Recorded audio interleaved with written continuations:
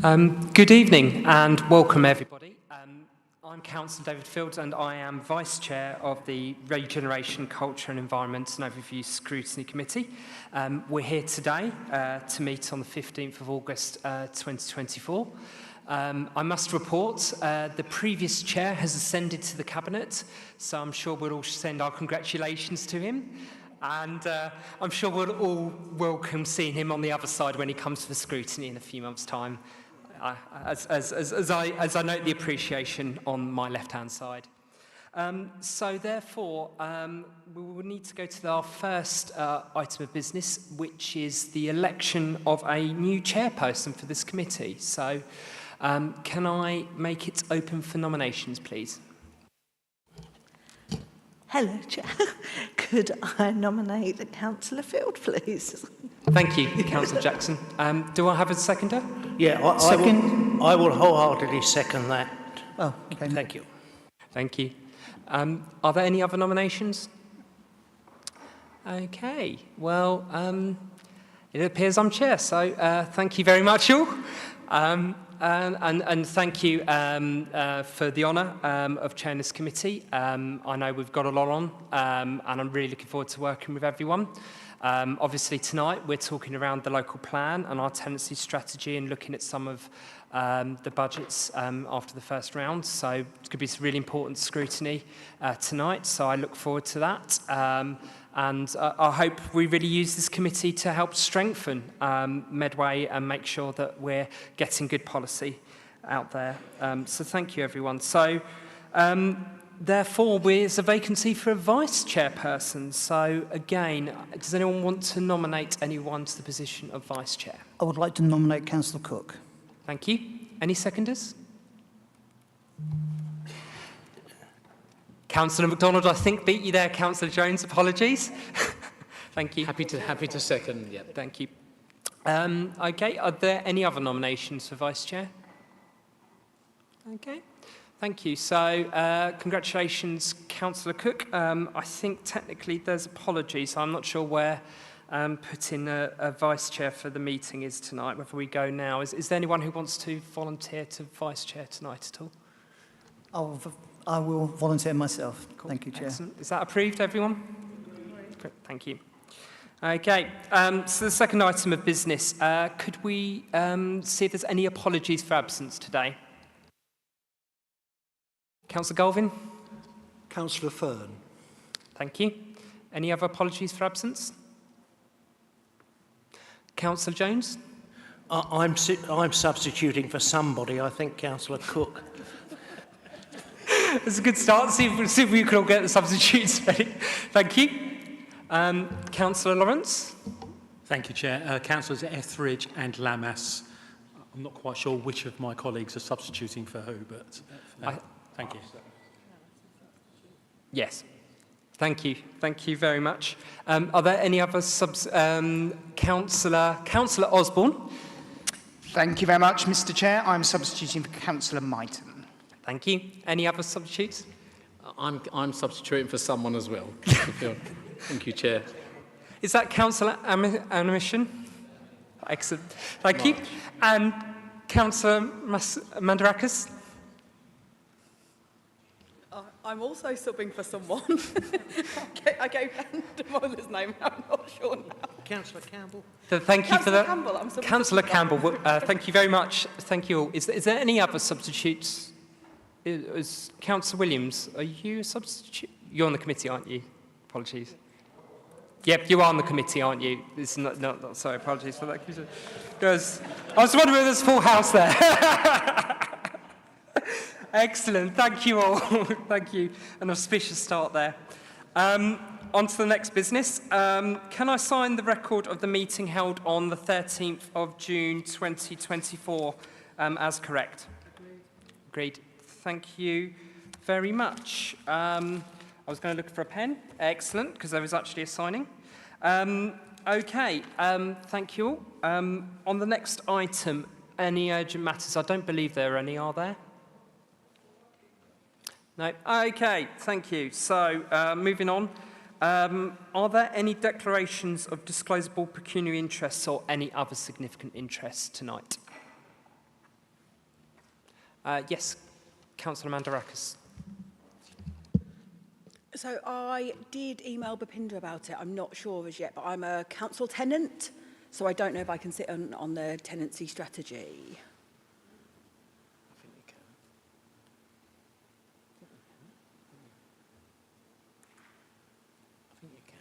Yeah, I mean, as far as I can see, the changes to the strategy are for new tenants, so the changes won't really affect me, but I thought it was worth flagging. I think you're fine. You're fine. Yeah.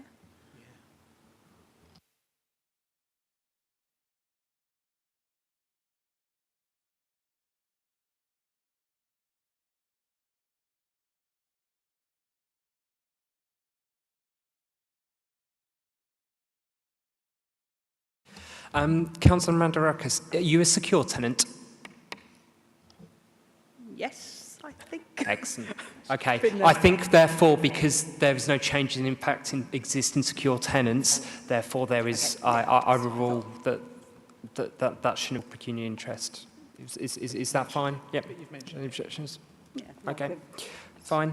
Excellent. Were there any other interests or declarations? If not, we'll move on to the next business. So the first item is the draft tenancy strategy. I will leave it to Mark Bretherick to introduce this item. Thank you, Chair. So the Council is required to have a tenancy strategy. It's a requirement that falls out of the Localism Act and specifically relates to how Medway Council will issue tenancies in its stock. But it is also something that registered providers should also have regard to when letting their own social stock. Our existing position states a preference for fixed-term tenancies initially. So in practice, that usually means some form of introductory tenancy followed by a fixed-term tenancy, and our preference for that is to be a length of 5 years. The revised strategy that's appended to the report makes a number of changes, but refreshes the document primarily and brings it up to date, but also reverts back to a position of the council and its registered providers to issue secure tenancies. There are a number of reasons for that. Is broadly the sector has moved back to a position of issuing secure tenancies, but also through our review of flexible tenancies, in terms of those that have come up for a review since we've adopted this policy. I think there have been 2 tenancies that have actually been subject to any action. So it actually means quite a lot of work for the council in terms of managing that and reviewing all of those tenancies. It also creates an air of uncertainty for tenants in terms of not really knowing whether their accommodation will still be there for them at the end of that fixed year period. So we are reverting back to a position of issuing assured tenancies. Sorry, assured tenancies if you're a registered provider, secure tenancies if you are a council tenant. Thank you. Thank you for that. So are there, I'm now going to open it to debate. So does any member want to contribute at this point? Councillor Gull. Can I just ask one quick question? On page 21... Sorry, Councillor Doe. I've called Councillor Galvin. Sorry, apologies. Sorry. Thank you, Chair. I think the document is quite pragmatic and the correct way forward, so I'm certainly quite happy with it. I've got one question and just something to point out. If you look at page 30, the diversity impact assessment, some of the names of those officers, I think, are somewhat out of date. The dangers of cut and paste, Chair. And the question, being a simple sailor, so what is the difference, Mark, between a family intervention tenancy and a demoted tenancy, please?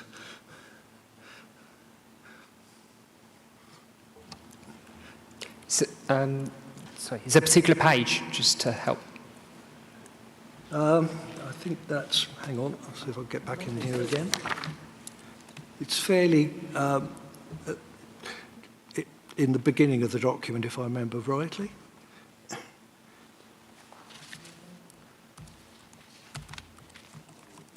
Yeah, okay. Mark?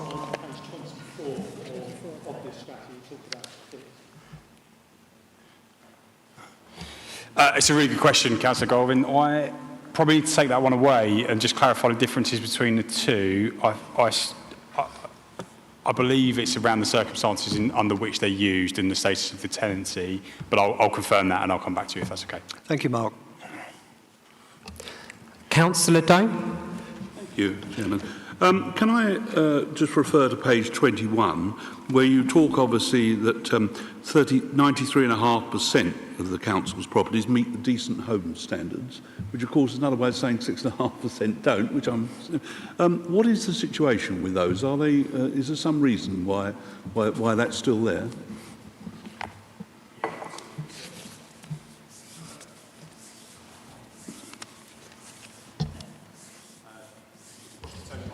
Sure.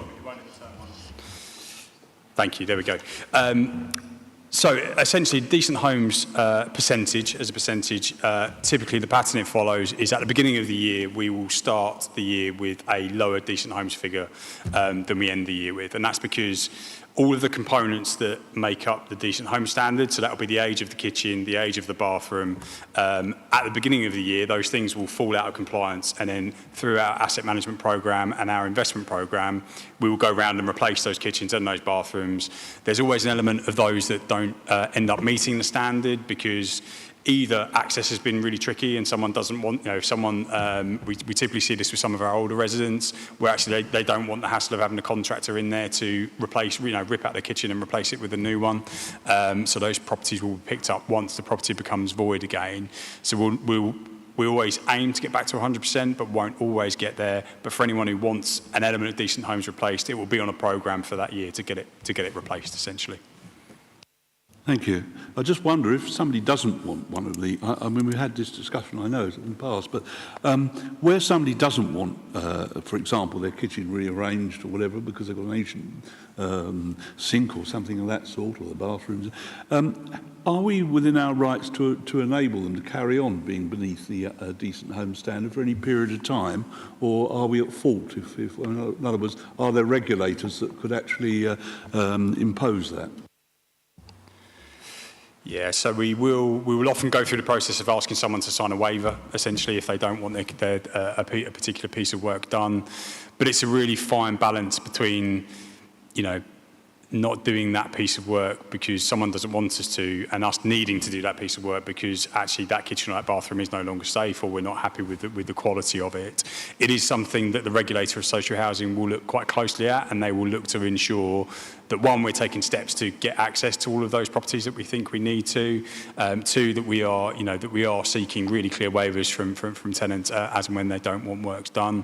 What wouldn't be acceptable is if we just had a continued shortfall in the amount of work that we were delivering. Thank you very much. There's no further. Thank you. Councillor Lawrence. Thank you, Chair. I think this is a pretty uncontentious document. It's an update, if I understand it, it's an update of the previous strategy because that one was well out of date. I was struck by a couple of things about, particularly around flexibility of managing the stock. Obviously, we're converting all the flexible tenancies into secure tenancies, and I'm just wondering how we might manage the stock, particularly under occupancy, which is a particular issue. And also, given the fact that the current government definitely wants to expand social housing, the council is likely to increase the number of properties that it manages, and what's officers' thoughts around that? That was one question. I was very surprised that we've only got one family on fit. Maybe it's my unconscious bias coming into play there, I'd freely admit that. But ASB is a real issue in the borough. And you know, that's going to be across the borough. It's not just going to be within council tenancies. But I'm just wondering how tough we are in actually following that through. So maybe officers could do a note on the number of complaints that we receive from tenants about antisocial behaviour and how we're responding to those. Because I think for every tenant creating ASB, there's probably 10 tenants affected by that ASB. I was also struck by the fact that within the report, we talk about that 64% of our council tenants are in receipt of housing benefit. And I think in almost the same block, that the unemployment rate in Medway's fallen from something like 9.3% to 4%. And then also that there is some text in the report about the housing teams helping people to gain employment. I'm just wondering how successful that help has been, because obviously if more people were in work, there would be less people on housing benefit. And given the relatively low amount of rent values compared to what people would have to pay in the private sector, I think that would be something that we might want to explore, but if you've got any thoughts on that.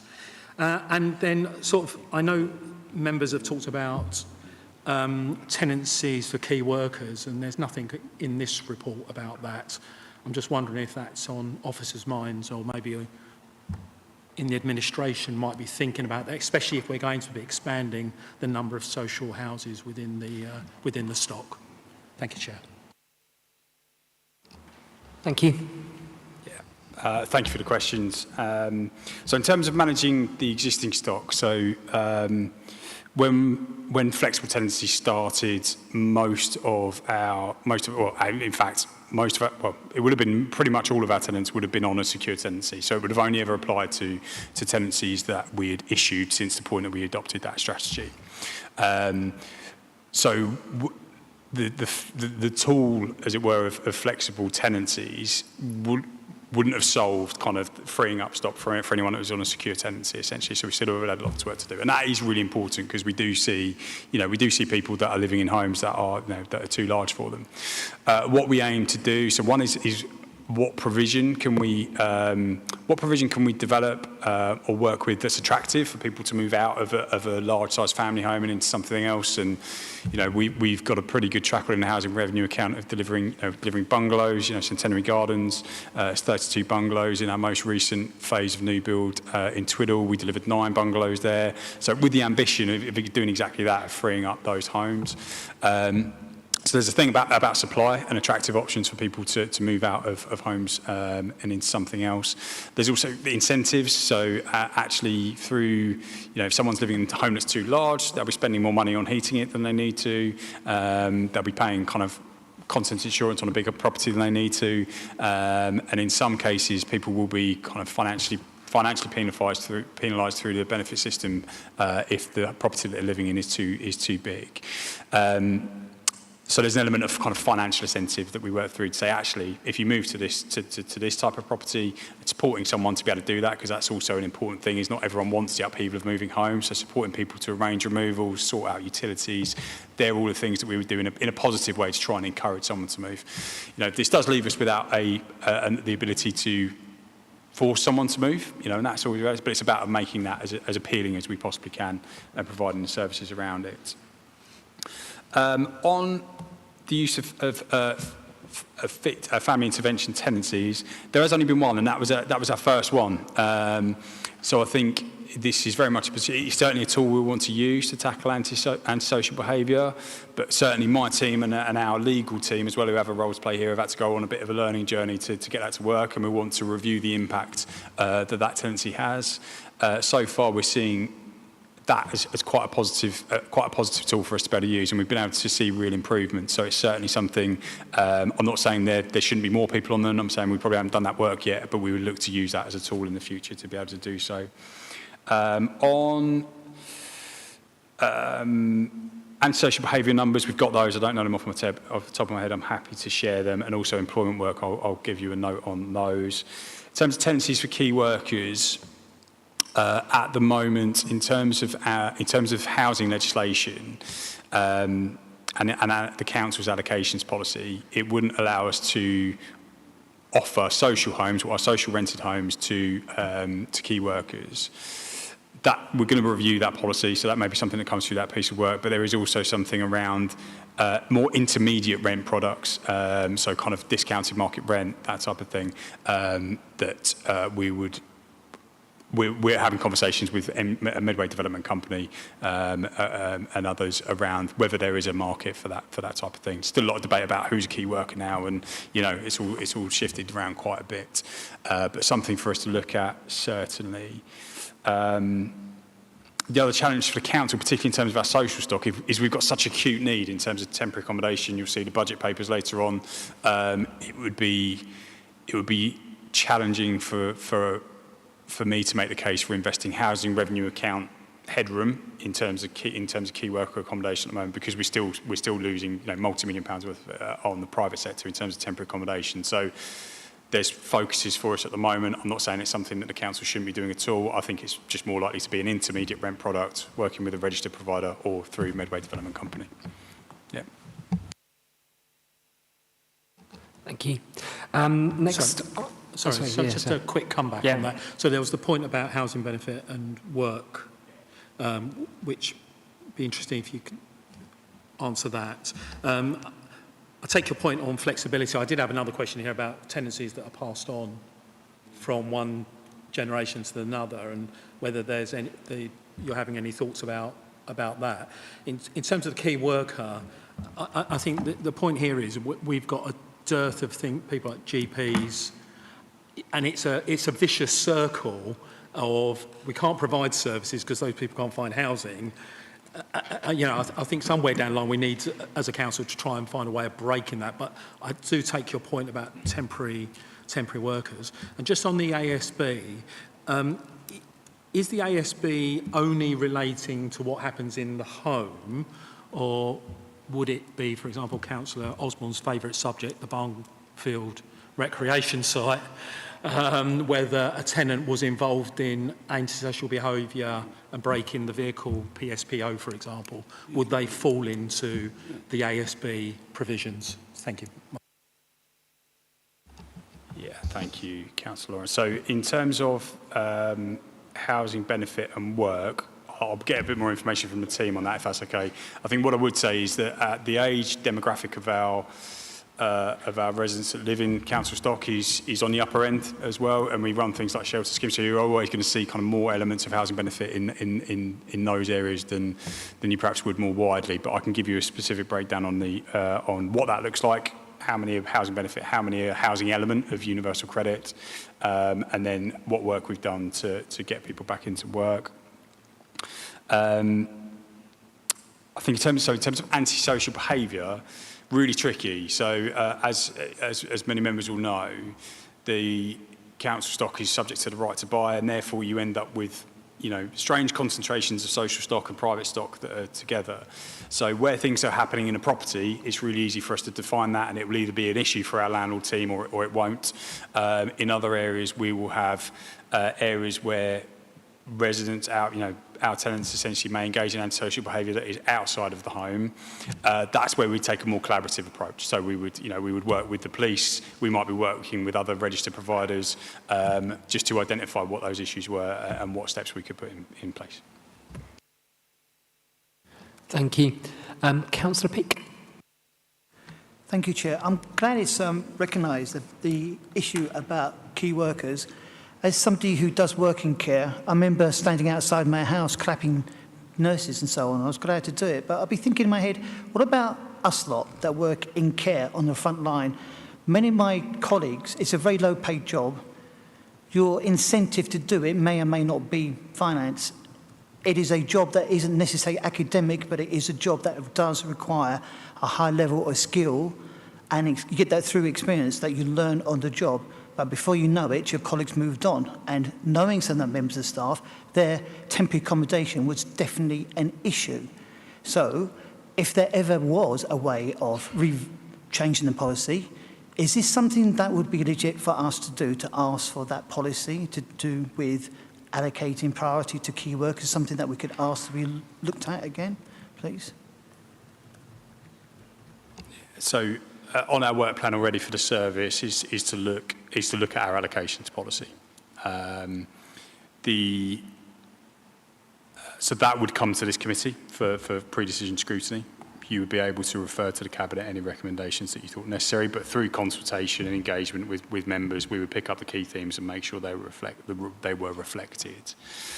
My advice to members would still be that we've got over 550 households in temporary accommodation. So in terms of how we use our social housing stock, there's a really clear rationale for us making sure that we're using our social housing stock to address what is a very real cost pressure for the local authority.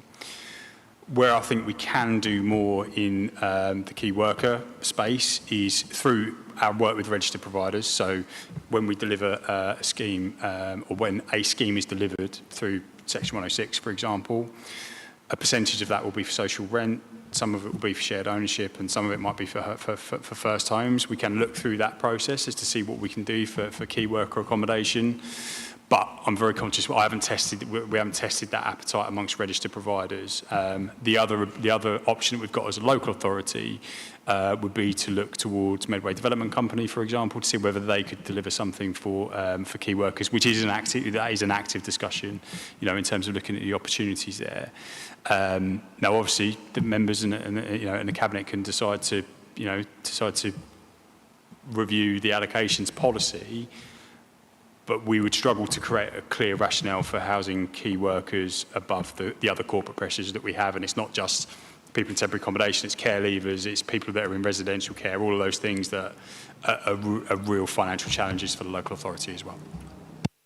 Thank you, Chair. Can I come back, please? Because I have two other questions anyway, which is about managing stock. I mean, I hear what you're saying. Some of the answers, this is not a criticism, this is a recognition of the reality is, I think there's quite a lot of, we've got to wait and see how things pan out. So maybe in a year's time or whatever, it's something maybe to possibly look at, to review.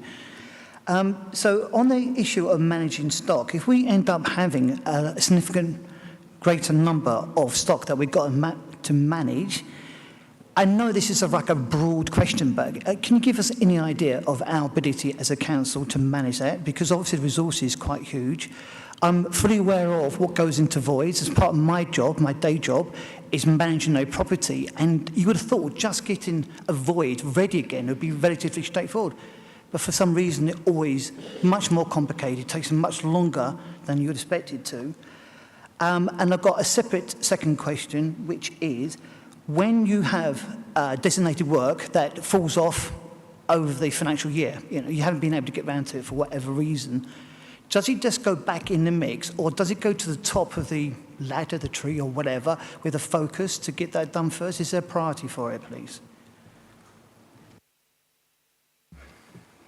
Thank you for the question. So in terms of, the housing revenue account is, the finances are structured slightly differently to the broader council finances. So the housing revenue account is in theory, is ring-fenced. So all of the rent that is generated from owning properties goes back into running services for tenants, essentially. So, and maintaining properties. So all of the rent that we receive per year would be divided broadly between direct staffing, repair and maintenance costs, a bit of money into a major repairs reserve so that we can do capital works into the future. There'll be an element of servicing our debt and our borrowing that is associated to the housing revenue account as well. Obviously, as the number of properties that you own increases, your rent roll increases, and you're able to increase your staffing to manage those properties. So in terms of whether we are managing 3,000 homes as we are today, or whether we're managing 6,000, because of the way the housing revenue account is managed, we would always be able to resource to a level that allowed us to manage those homes effectively. I didn't hear that, sorry. As long as you can recruit and retain staff. Very valid question. We don't have any challenges at the moment in terms of recruiting and maintain and kind of retaining our staff.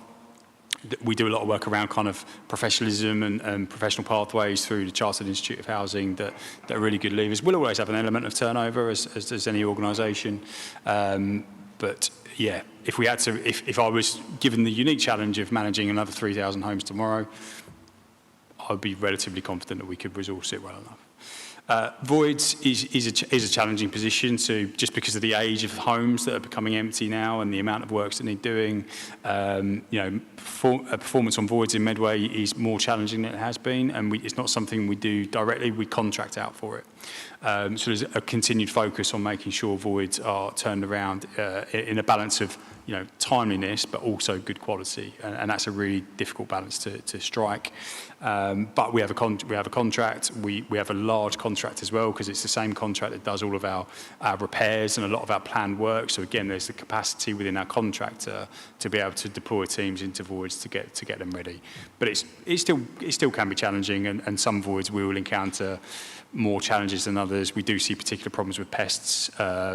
now that I haven't seen in previous years. So in terms of things like bed bugs and mice, that is something that we're seeing more and more these days.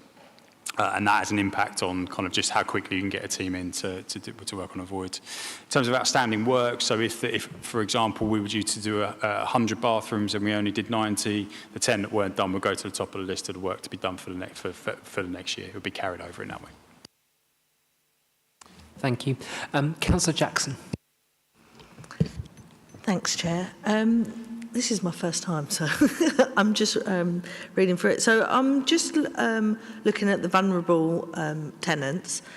Do we have a limit or on a budget how much we would spend on adapting a house to somebody that has now found that they need to, because of a disability that's happened, they need the house to be redone, like a wet room or something? I'm just thinking.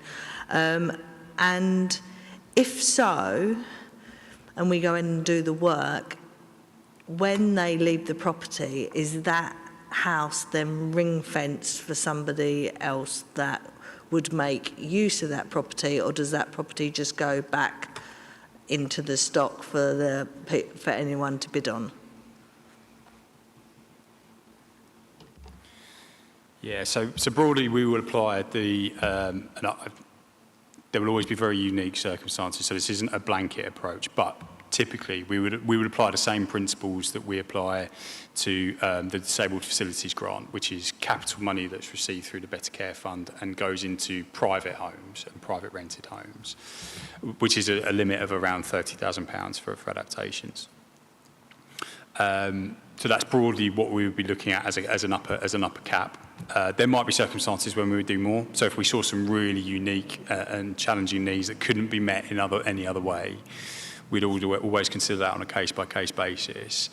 But you do get to a tipping point where you have to ask the question as to whether this is the right property for us to adapt. So a lot of the work that we would do would be around exploring all of those housing options. One of my least favourite things to see is flush floor showers that have been put into the upstairs of houses that when we come to relet them, we can't get anyone to take them because a family don't want a flush floor shower, and someone who needs a flush floor shower can't manage the stairs that there are to get up to the bathroom. So there's a lot about how we invest money into the right properties, and we put in whole solutions to properties rather than just a bit.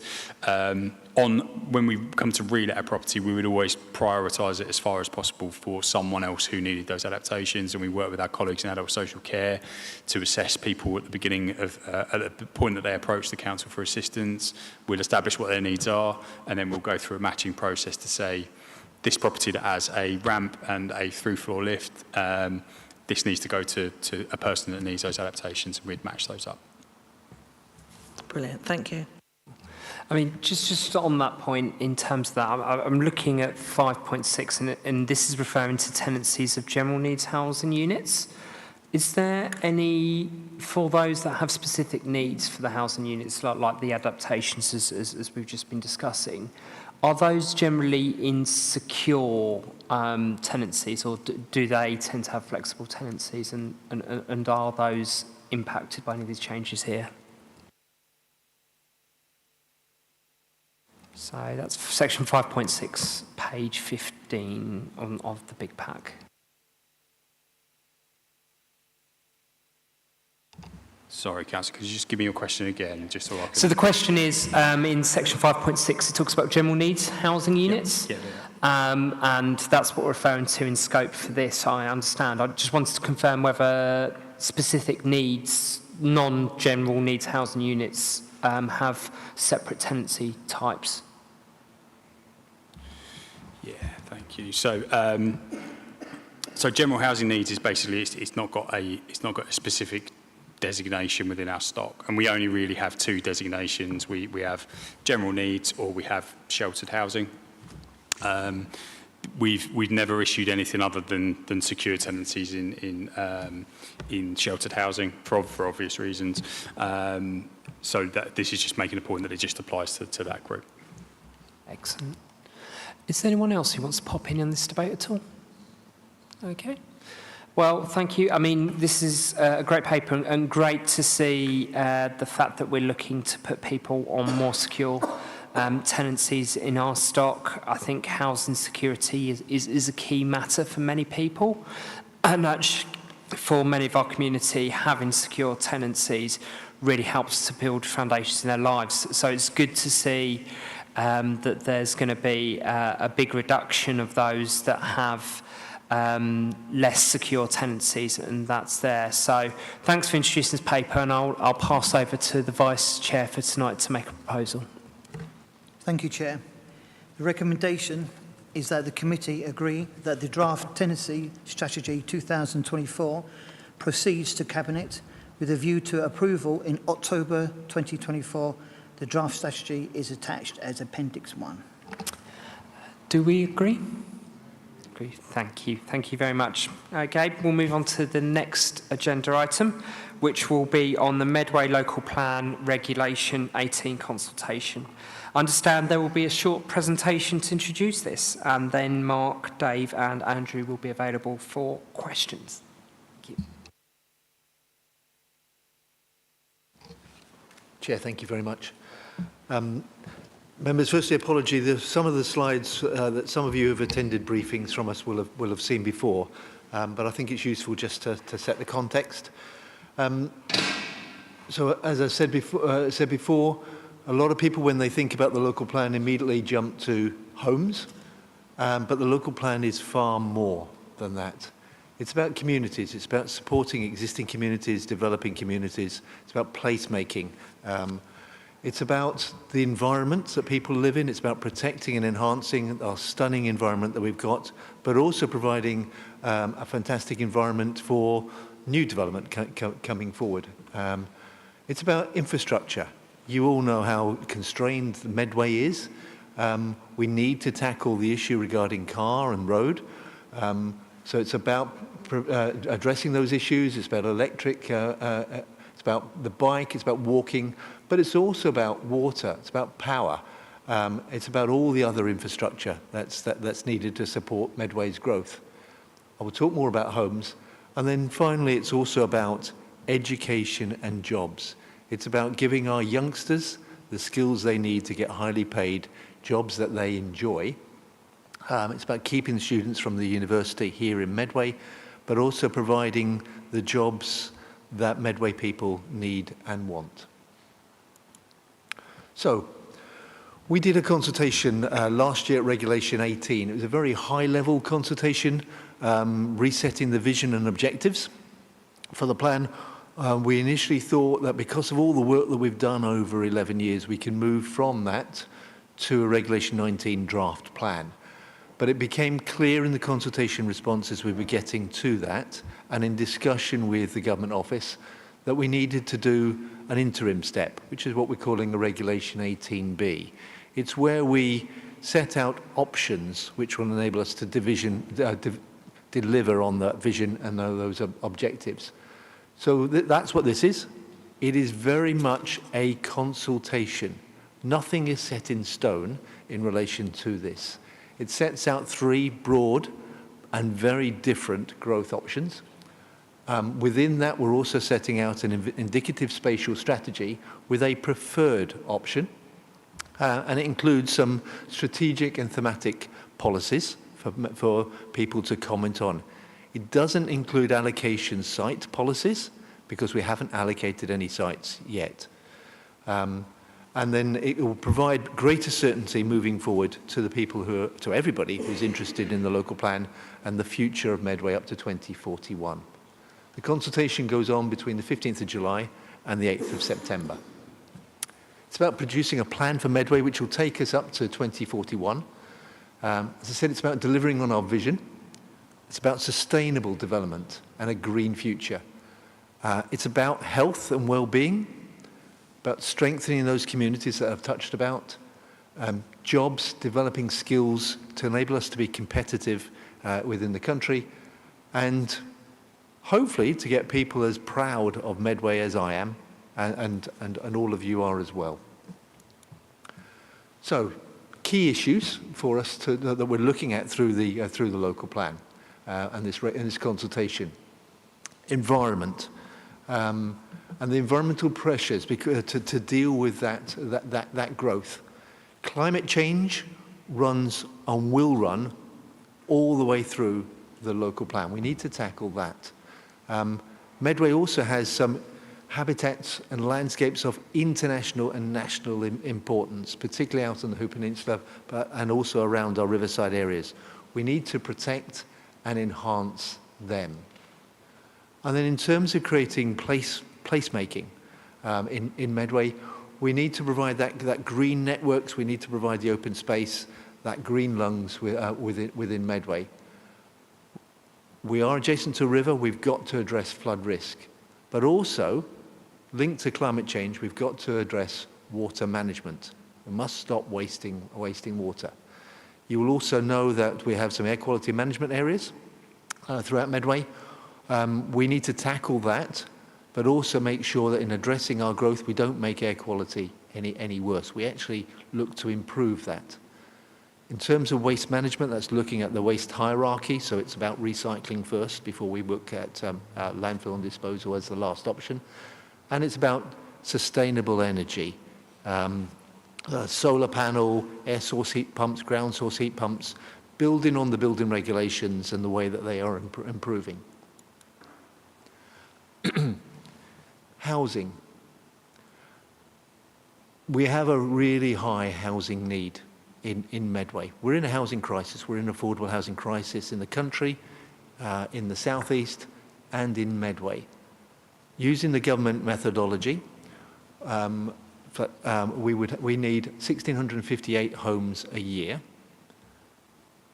You will be aware that this government are consulting on a revision to the National Planning Policy Framework and revisions to that standard methodology. For us, that will only reduce our housing need by a very minor amount. It takes it down to about 1,644, so insignificant really.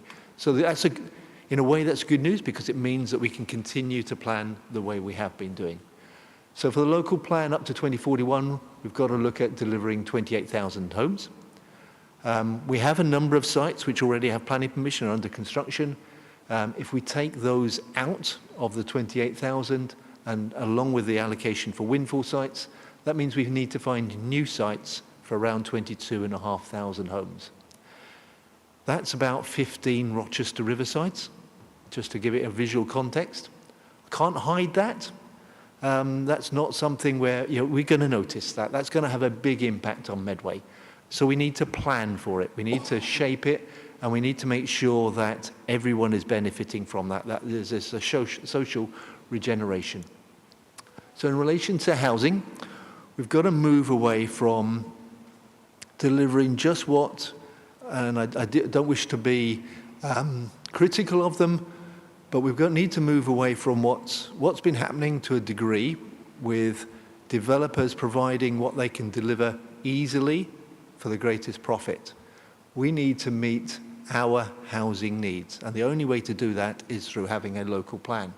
So that is about starter homes, first homes for people. It's about family homes. It's about homes for people downsizing to quality homes to free up those family homes.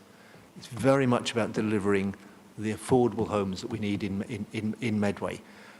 We know that house prices have gone up 23% in the last 5 years. Rented prices have gone up even probably by a similar amount. We need to provide for supported and specialist housing as well. Now, moving forward, we will be updating our local housing needs assessment, ready for the draft plan next year. So that evidence then is as up to date as it possibly can be, so that we're ready for when we get to the examination next year. We need to provide for affordable homes. And in that respect, building on the experience that we've had over the last 20 odd years, where we've had a policy which talks about 25% within new development. Part of the problems that we've had is that on brownfield sites and town centre sites, due to viability, we've struggled to achieve that 25%. So that brings down the delivery, and we've got a huge affordable housing need. So what we're looking at, and this is what we're consulting at, is whether on those less viable sites, we bring down the target in terms of affordable homes, but on the more viable sites, we increase the target so that we're getting above 25% in terms of average. Specialist accommodation that we need. I was talking to Councillor Jackson earlier in terms of care leavers accommodation. We need supported housing. We need older persons retirement accommodation. We need to provide for the students. We've got 3 universities in Medway. We need to provide for the accommodation for them. Park homes, which are the mobile homes you see up at All Hallows and also out at Who. Self-build, there's a growing need for self-build and custom housing. A lot of people like living in house belts. We need to plan for that. And then there are HMOs as well, homes in multiple occupation, which provide a very valuable provision for people starting out. Gypsies and travellers, we've got to provide for them. And in looking at that, we start by looking at those existing sites and whether they can be expanded. And then in relation to diversity in the housing sector, traditionally we have been reliant on the volume house builders here in Medway.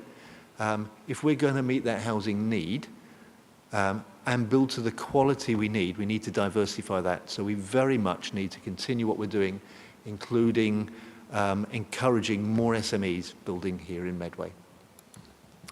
In relation to employment, key issues there about supporting the growth and innovation moving forward.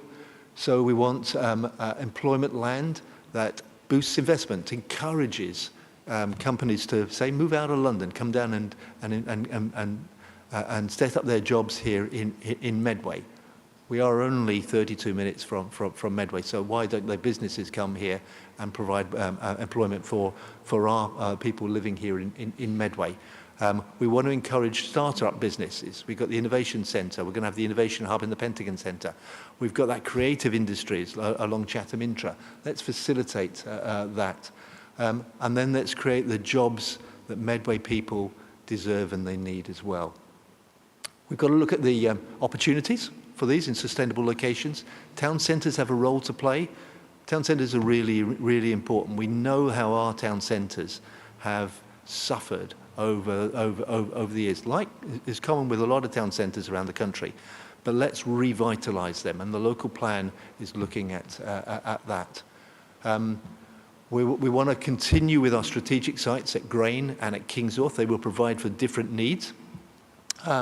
And as again, similar to the housing, we're going to update our employment land needs assessment for the Reg 19 plan. So again, that evidence is as up to date as it can be, ready for the examination. We have those specialist sectors. I've talked about the creative industries, the quickest growing industry in the country since COVID. We're part of the Thames Estuary growth area, and they have a real focus on the creative industries. So we're there at the forefront of that.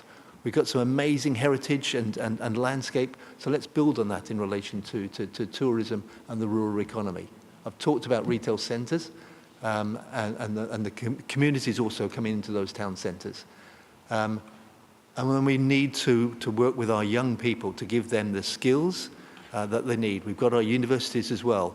Let's work on, we encourage people to come here in Medway to study. Let's keep them here after they've qualified, so they're using their skills here in Medway. So providing the best opportunities for the people of Medway. In relation to transport, we all know the difficulties that we've got in relation to transport in Medway. That needs to be addressed if we're going to build sustainable growth in Medway.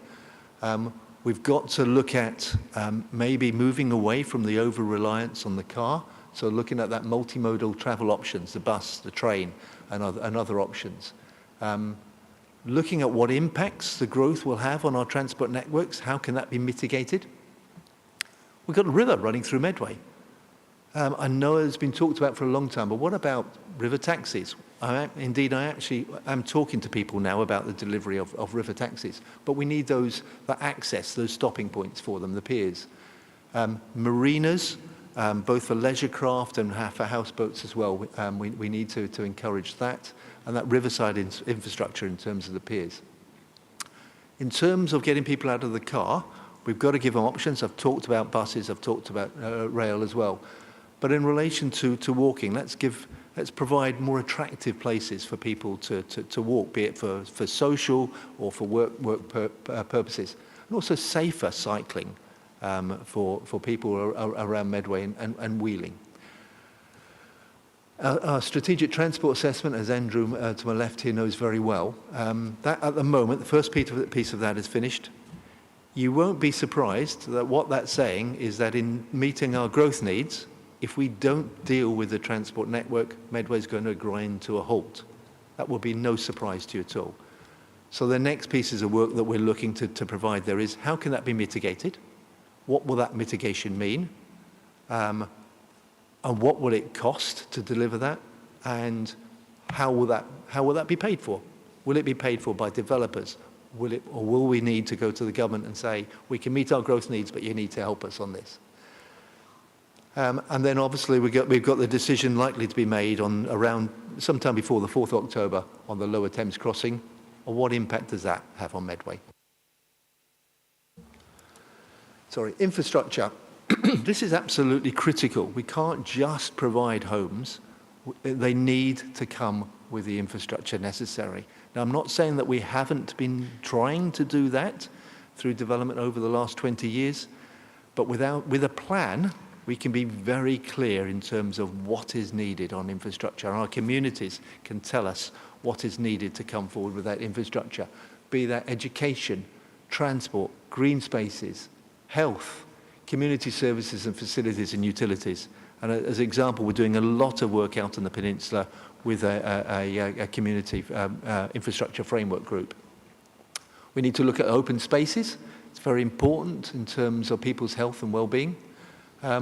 Linked to that, working with our service providers like public health, like the NHS, in terms of what infrastructure is needed and how that's going to be provided. This will all link together in further work that we're doing on our infrastructure delivery plan, which will be updated and provided ready for the regulation draft next year. Linked to that, we will be updating our developer contributions policy and supplementary planning document. And all of that infrastructure and the policies related to it will be tested going forward through viability assessments. Communities, critical, absolutely critical that we work with existing communities, we support existing communities, we develop them, but also we encourage new communities and the joining of them working together as well. We need to tackle health and social inequalities and improve people's general well-being. We all know that there are 2 wards in Medway which are only 2.5 miles apart, and there's a 10-year life expectancy difference between those 2 wards. We've got to tackle that, and the local plan will help in terms of tackling that issue. I've talked about learning and skills development. I want everyone to be able to have a job which they've got the skills to do and which they enjoy doing. If people are doing a job that they enjoy, they won't take so many days off sick, and that will help us in terms of that health and well-being. Extending that transport choice, through more cycling and walking, people will get healthier, whether that's for social reasons or whether that's going to work. Improving those local services. For instance, an example there is our villages out on the peninsula and elsewhere. If they do not have some growth, they will age, and the services within them will die. And we've already seen it in some villages where the services fall away. We need to have some growth there to increase the life in those villages and support those local services. And we need to be fit for the future.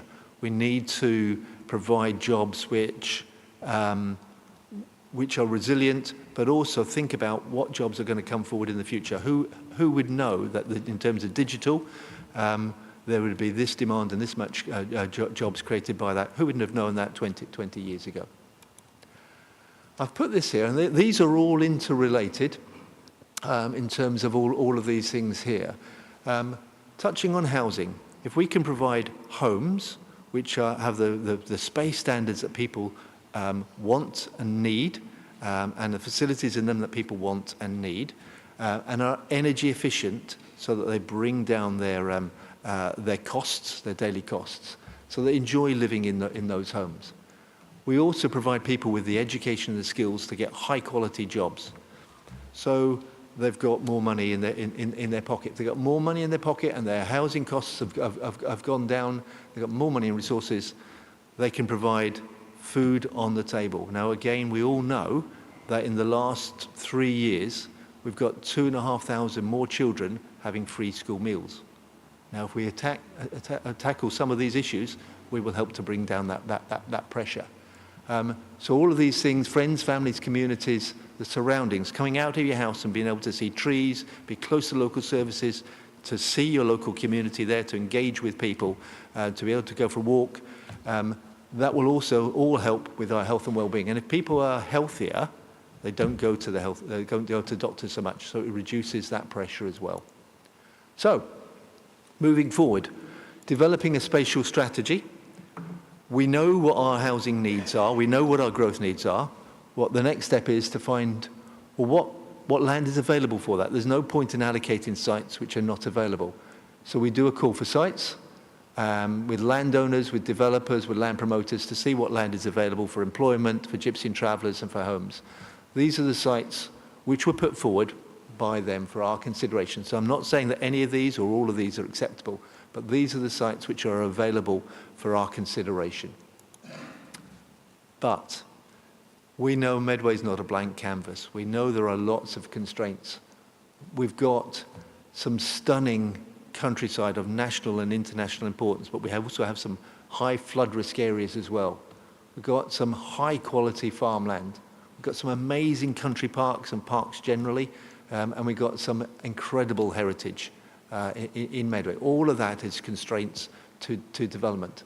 And if we look at our constraints, well, there's nowhere in Medway which is not constrained. So we've got some difficult decisions to make as a council moving forward in terms of meeting our growth needs.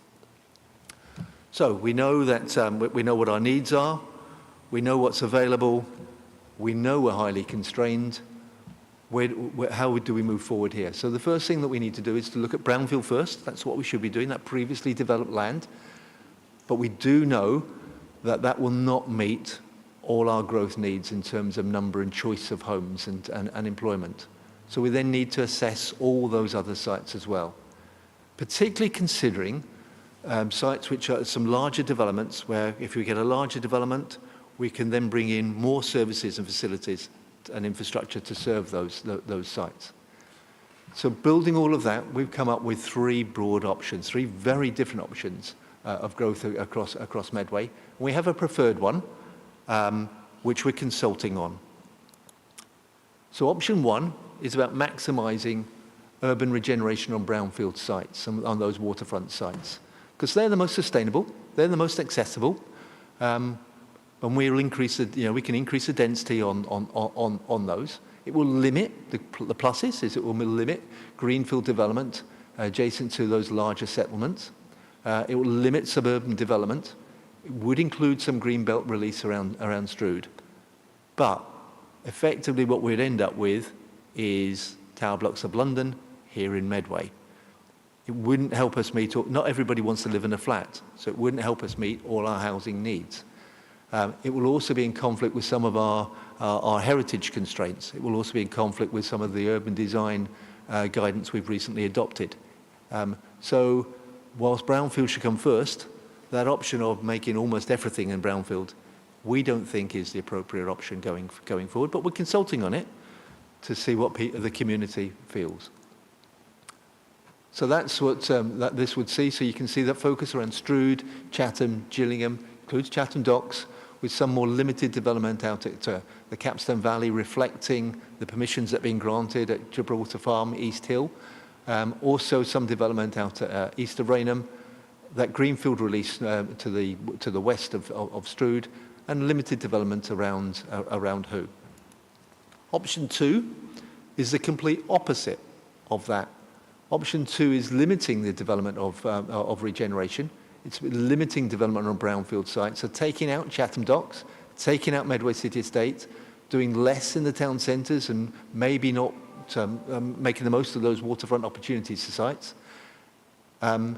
It would involve far greater release of greenfield sites, greenbelt sites, much greater development out on the Hoop Peninsula, North Rainham, East Rainham, Medway Valley, Capstone, and quite some quite sensitive locations. So that's not a plus for it. It will be less sustainable. It will be more car-based, and we'll have that greater loss of quality farmland. So that's what you can see here is effectively, this is what developers would love to do. These are all the easy sites to develop, the ones which would deliver the greatest profit to them, because they're greenfield sites. But this effectively is all those greenfield sites that came forward through that call for sites. We don't feel that, with looking at the negatives of both of those two, we feel that there's a third option, a blended option, which still means some difficult decisions. It will be brownfield first, with that focus on the regeneration of our town centres, with our urban centres and our waterfront locations, but also complemented by a range of suburban and rural areas as well.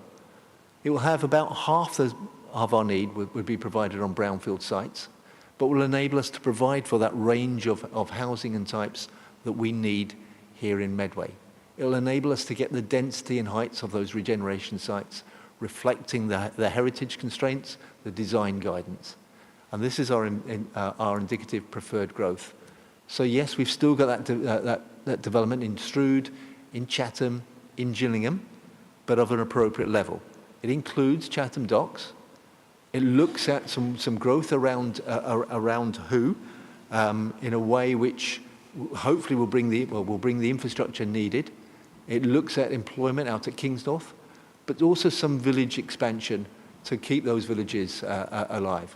It also looks at some development at Capstone and east of Rainham. So it's bringing that development all over Medway, spreading it out. Now we've already been out we've started our consultation. We've had a number of events, exhibitions at Gillingham, at Chatham, at Strood, Who, Horling and Rainham. So we've done exhibitions out of there. We've got more still to do.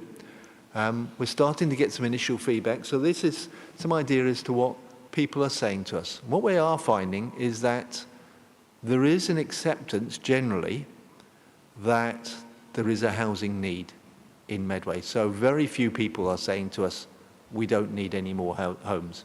People are accepting that. But what they're saying is it must come with infrastructure and services. They are particularly referencing health, transport and schools.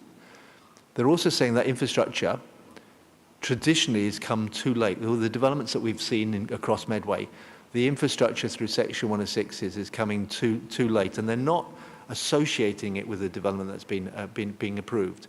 And they want to see that infrastructure delivered earlier in the process. The plan will enable us to say when that infrastructure should come forward.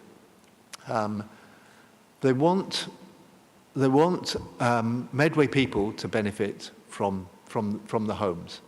There was a lot of reference to the need for affordable housing.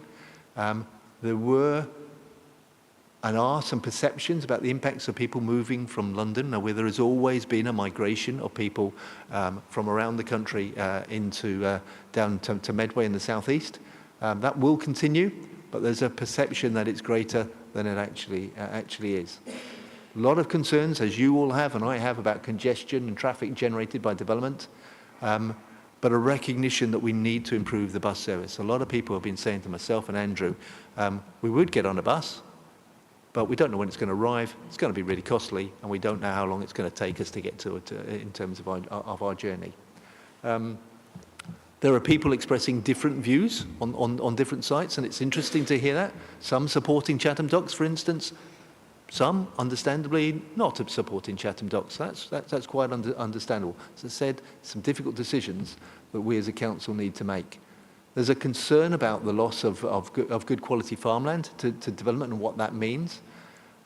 There's some confusion. We've had lots of questions about the future of the green belt and the grey belt and what that means. We were helping to explain that to people. And then there were concerns about our neighbouring councils, Maidstone, Gravesham, Swale, Tunbridge and Malling, and their plans and what that could mean for Medway. So the next steps, consultation closes on 8th of September. As I've said, there's some more work that we've got to do on the evidence base.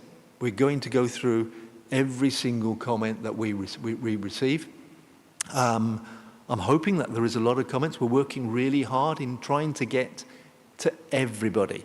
Now, in relation to the exhibitions, we know that there's a certain demographic who will come to those exhibitions in general, but we, through our comms team, we're doing a lot of work on social media and a lot of work otherwise to get to those harder to reach groups.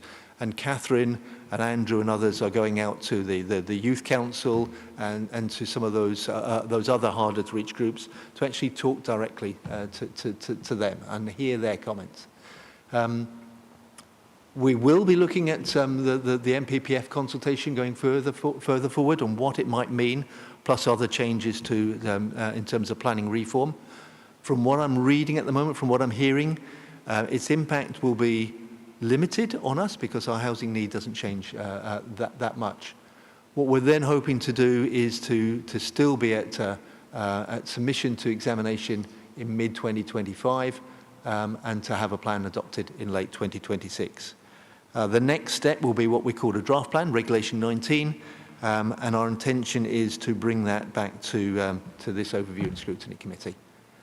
So, Chair, hopefully that's a bit of a long but hopefully helpful introduction. Thank you. Thank you for that. I see Councillor Filmer was the first to indicate, and I see you, Stu. Yeah, thank you, Chair. Thank you for the presentation. I think every councillor here knows that a local plan isn't an easy thing to achieve, and we all agree with the housing need. Your feedback that you've had is the same as I've had, and the biggest thing that I know it's not, one of the easiest things is probably to build houses. The quantity of houses we want is down to developers, but the actual infrastructure, which you spent a lot of time on tonight, Dave, which I appreciate, I personally have a lot of concern over the infrastructure because not just the roads, it's the electric, all the power services, water, communities, hospitals, doctors. You can build surgeries, but can you get a doctor to go in the surgeries, things like that. And that's the things that are concerning people. I mean, if you take the way forward with heating homes, with the air heat source pumps and different things like that, they use a lot of electric. Now, a lot of the rural areas are on overhead lines and they just haven't got the capacity to deal with that. If we look at the road infrastructure, we've already got the bottom of Four Elms Hill, that's running at capacity now. That's why we were going to do things to that. And I'm still mindful that if we put a slip road up off the roundabout, that would solve a lot of the hold up at the roundabout coming down the 289. But the main thing that people are saying to me is, how are we going to, is there going to be congestion? Where are we going to get to the doctors? Now, we've done heating systems for big housing. There was one down at Chatham where it was come from the river, where you can heat a complete block. And the same you could look at Kings North Power Station. And they're the things we need to think outside the box, trying to get that sort of thing. I mean, I was involved with Crawley Fastway with the transport, but it's ideal. It's longitudinal. You've got a big housing site, you've got the airport where most people work, and you've got the town sort of thing. But we haven't got the benefit of that in Medway. So, but whether we would develop places where we could put a road, a bus lane only in, I think that would be beneficial because that's the way forward. Thanks for that.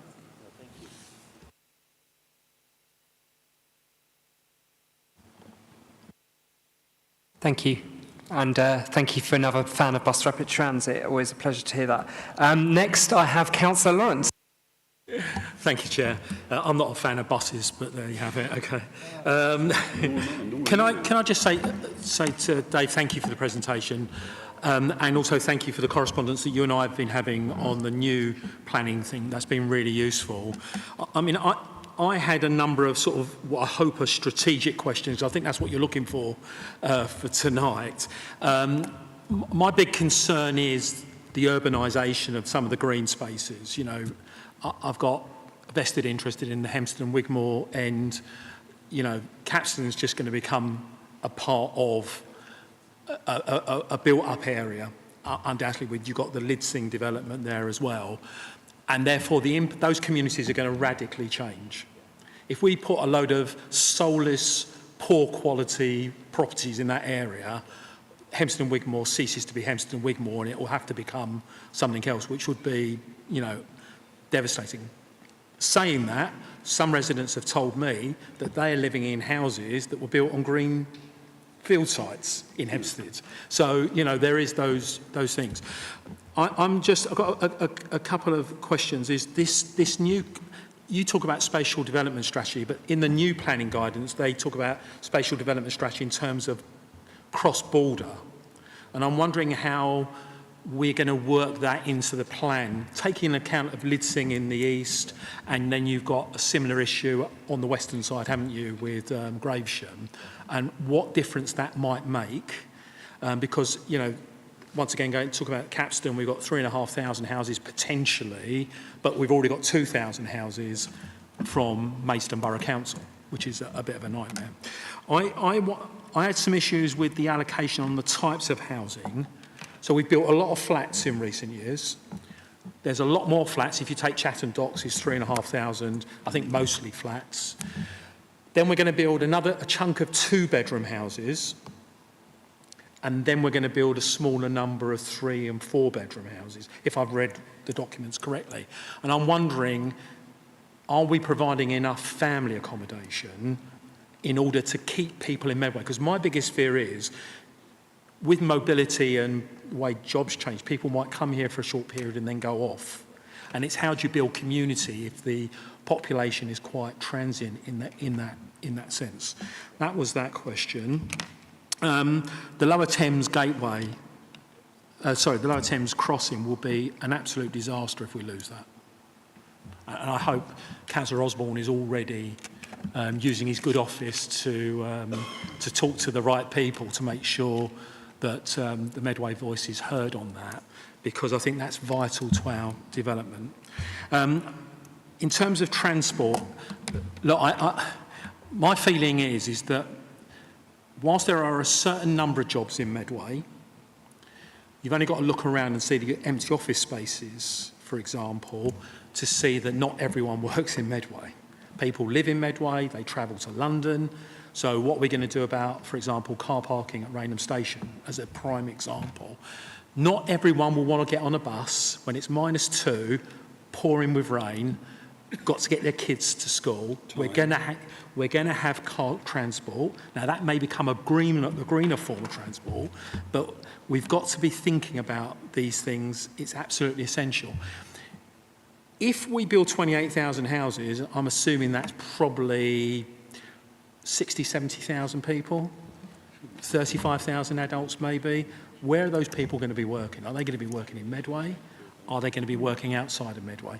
The point I'm making, if the infrastructure is not in place, that slide you put up showing the traffic back to back, it's already like that in Rainham, because the ridiculous red route plan isn't solving the traffic flow issues, which is a total shock to us all.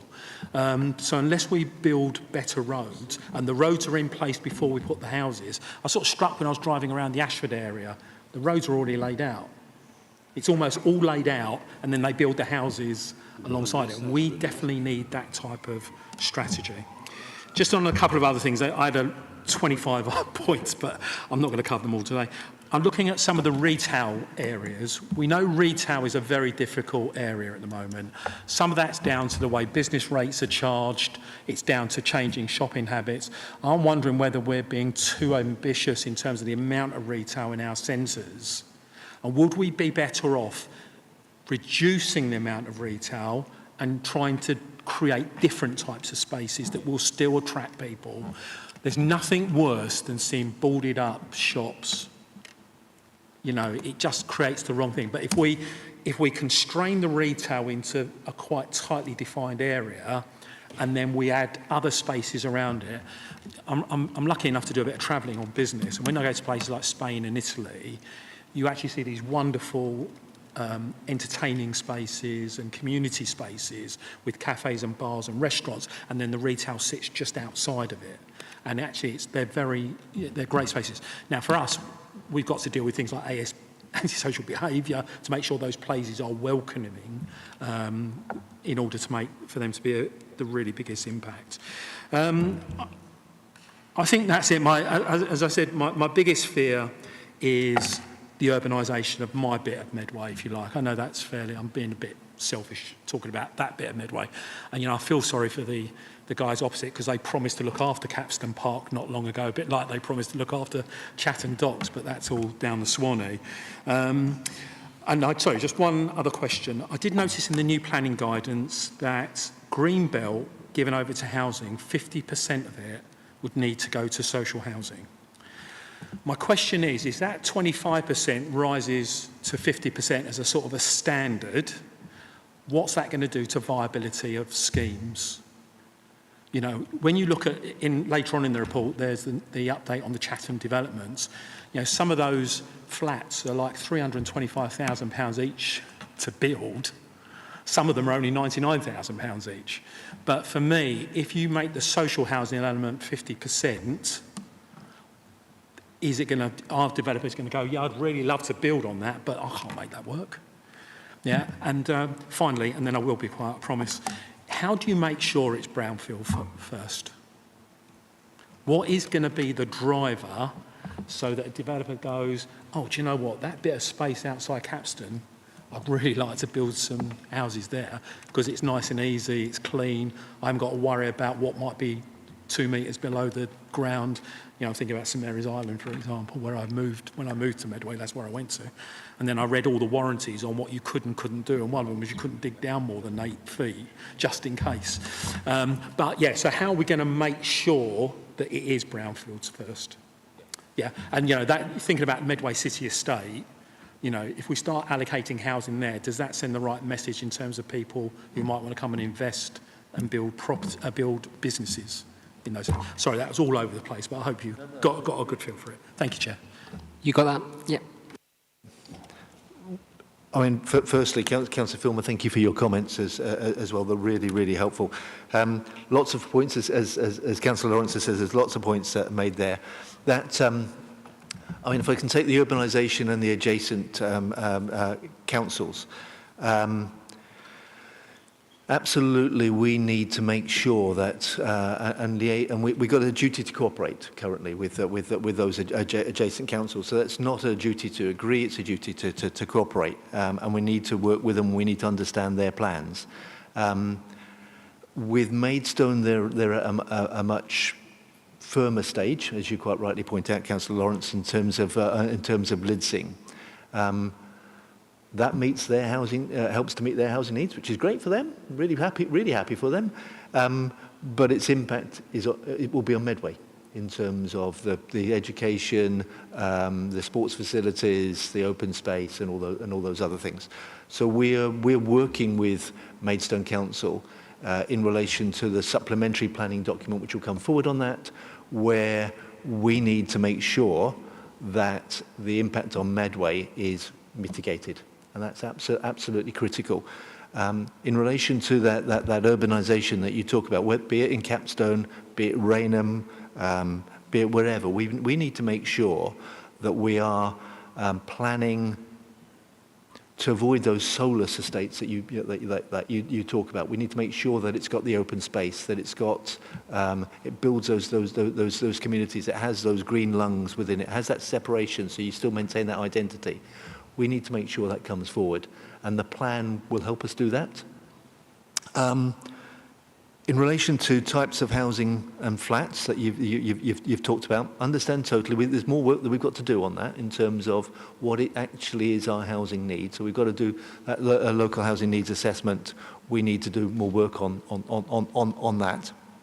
And I absolutely 100% appreciate the point that you're saying in terms of we don't want people just coming into Medway, staying for a short while and then moving out. We need to provide something like has happened on St Mary's Island. If I look, I was talking to someone who's been involved in St Mary's Island for the last 20 years in terms of property sales, and he says that 30% of the sales on St Mary's Island are people moving within the island. So they might initially go under a flat, and then they get a family, and they move on to that, and that's great, and that's what we want to see. We want to see people being able to move around Medway as their life changes. Lower Thames Crossing, I think that was you were making a statement there, Rob. Yeah. Transport and the need for infrastructure first. Yeah, absolutely, and you can see from the comments that people are making to us, that's coming across absolutely crystal clear. And again, it demonstrates the importance of the plan because that's not really been happening without a plan. And we need to build into the plan what infrastructure is needed and when it's needed. And then we also need to work with the government to deliver those bigger bits of infrastructure and get them delivered early. And then maybe it could be almost like a payback in terms of developers, for example, where they're delivered initially on the basis that we'll get contributions in, and there's a payback there. So that's an option, but delivering those early. In terms of town centres, absolutely. Again, I agree with you, Councillor Lawrence. Chatham, when I first moved here, was a regional centre in terms of retail. It won't be a regional centre again for retail because things have moved on. We've got blue water, we've got the internet. What we need to do is to revitalise that town centre, and retail will play its part, but other uses are so absolutely critical to that. Those community uses, those restaurants, those cafes. And one of the reasons why the previous administration and this administration are looking to bring more residential into the town centres is because that residential will bring a demand for those facilities. So I 100% agree with you on that. On affordable homes, yes, the government is talking about green belts potentially being used and delivering 50% affordable. And you're right in what you're saying that if we talk about 50% of the need for 50% affordable on brownfield sites, it won't be delivered because it's not viable. It's simply not viable, which is what we're looking at in terms of reducing the affordable housing need on those less viable sites and increasing it on the more viable greenfield sites. Whether that will be 50%, I don't know. That will come out through the viability work that we're doing.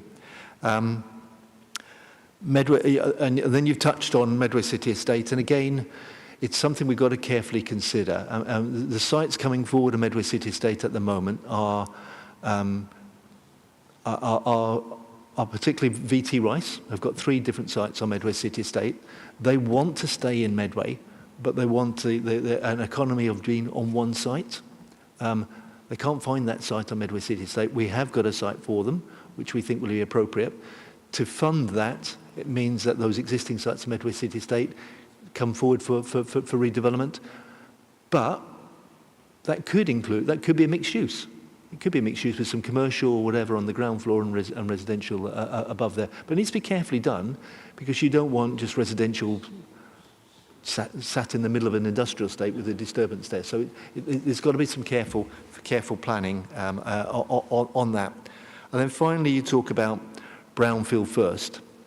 And I think, again, that emphasises the need for a plan. Because without the plan, what I'm getting at the moment is speculative building, mostly on greenfield sites, where developers are saying, you haven't got a plan, you got a huge housing need, we can deliver tomorrow. So we're just getting mostly greenfield development, other than the brownfield sites that we're doing ourselves. With a plan, we can start to say to people, well, there are your greenfield sites, yeah, you can build on those, But if you want to propose to build on greenfield sites which are not in the plan, no, we're not going to allow that. And we've got ability then to say no, and that will help to push people towards those brownfield sites. And there are people, developers, who do specialise in brownfield development. Now, there may be sites where, working with the government, Homes England, we will need to bring in grants or funding to make them more viable. That happened at Kitchener Barracks, happened at Rochester Riverside, so that will probably need to continue. Hopefully that's helpful, Councillor Lawrence. Thank you. Thank you. We've got quite a few speakers, so I've got Councillor Peake, Councillor Galvin, Councillor Jackson, Councillor Williams and Councillor Mandarakis. So and Councillor Doe, I'll add you. So if we can make sure that we make contributions nice and crisp so everyone can contribute tonight. So Councillor Peake. Oh dear, I've got quite a long list. I was just thinking about how healthy this is, by the way, being able to speak out aloud about the concerns. I also want to say how pleased I am that we are at this stage. Clearly, a lot of thought's gone into it. I think praise needs to be given to Dave and all the officers that have been involved, because they've obviously done a lot of good work. I went to the one in Strood. We said hello. One thing I did a lot was actually to eavesdrop in other people's conversations, just to get some idea what the concerns were. I must admit, I do find those physical plans a bit hard to look at. I know they're better on the computer, but I also think in-person consultation is very important. I also noticed the demographics. I might have even been one of the youngest people there, so that is saying something. But it's during the day, isn't it? Other people are working. So I'm glad that you've got other ways that you can reach out to people. I still think, though, that there is a bit of an ID issue here. I've had this conversation in non-political groups. I do have friends that are not political, believe it or not. And they're completely nonplussed what a local plan is. What is it? Why is it important? And I actually think it's important that we explain. It's really important because it's about consultation. It's really important because we don't want it to end up with a white elephant in the room. We want something that we're all proud of. I'm not talking about the plan for its sake, but what it could result in. And of course, for all of us in planning, it's so crucial when it comes to planning applications and when they go to appeal, to have that as a reference document. So getting it right is really, really important. That includes the whole issue about brownfield and greenfield sites. There are some in the political commentary world, if you like, who have been implying that a lot of areas that are termed greenfield, if me and you were to look at them, actually they're not really that greenfield after all. So obviously identifying is very, very important. I'm also really pleased about how this is going to be a holistic way of doing this. This really is something that's got to be managed. I think it's part about caring about your environment, about Medway, that you do want to be proactive in managing. When I've been to the many different planning and presentations and you listen to people about their concerns about development, rather than label those people, I was very keen to find out, and sometimes had private conversations afterwards about what their real concerns are. The impression I get isn't I'm against a house being built, and it's nearly always about the consequences of that. So you are talking about traffic levels, you are talking about doctors' places, school places, and having something that is not going to be a sore to look at, there's something that's going to blend in. So I'm really pleased that we are considering all of these things. I think there has been a case, by the way, cross-party, where we have not listened enough about these concerns. So I'm glad that we are now doing so. I'm also very keen about the idea of promoting business. I heard what Councillor Lawrence said. I mean, any new ideas, any innovative ideas would be great. But as somebody who is quite decidedly very pro-business, especially small and medium-sized businesses, to incorporate that within this and to do it at the same time and to treat it as one, I think is really, really crucial. And on that note, because I've actually written more, but we've been asked to be crisp. Believe it or not, this is me being crisp. I love the idea of taxes, by the way. Recently, Dave, for once again, a very good presentation. I think you and Catherine, you've done a huge amount of work on this, and it's not just the last couple of years. This process has been going on for the last 10 years, and that must not be forgotten. There's a huge amount of work that's been done over many years. One of the themes that seems to be coming through that, from the consultations is that people will accept development, but their concern is infrastructure. And the reality is I think we need to talk to government about how we fund that infrastructure. Yes, we could borrow forward on later 106 contributions, but the problem with that is that increases the council's borrowing and you've got to pay the interest on it before you get the money back. So you're not going to get that great a bang for your bucks. I think what we've got to look seriously, and I think some of my colleagues on this side might flinch a bit at this, but I think we've got to look with the government at having a development land tax. It's a sort of common fallacy that people think all these big developers are making huge amounts of money. They're not. The money is made on that land before the first spade, bulldozer or philodolite gets onto the land. It is at the point when that outline planning permission is given. That is when the value of that land goes up exponentially. Then it's sold on to a developer at a very, very high cost. And the developer has got to build and still try and get a profit at the end of it.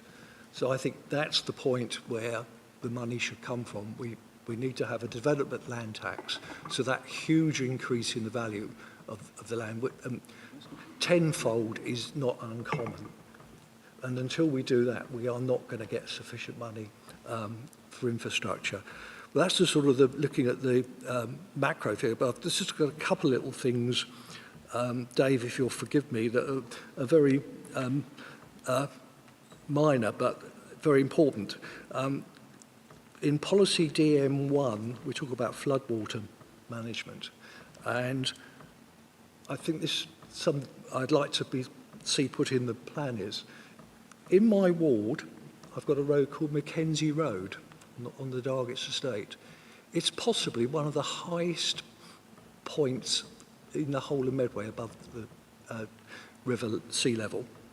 It floods now because of climate change. It used to be a once in every few years flood, but now it's every 2 or 3 years. And the reason it floods is because the water has got nowhere to go. And the cause of that water not having anywhere to go is so many people have paved over their front gardens without any means of drainage. So the water flows straight off the paved area, across the pavement into the road and gets to the lowest point.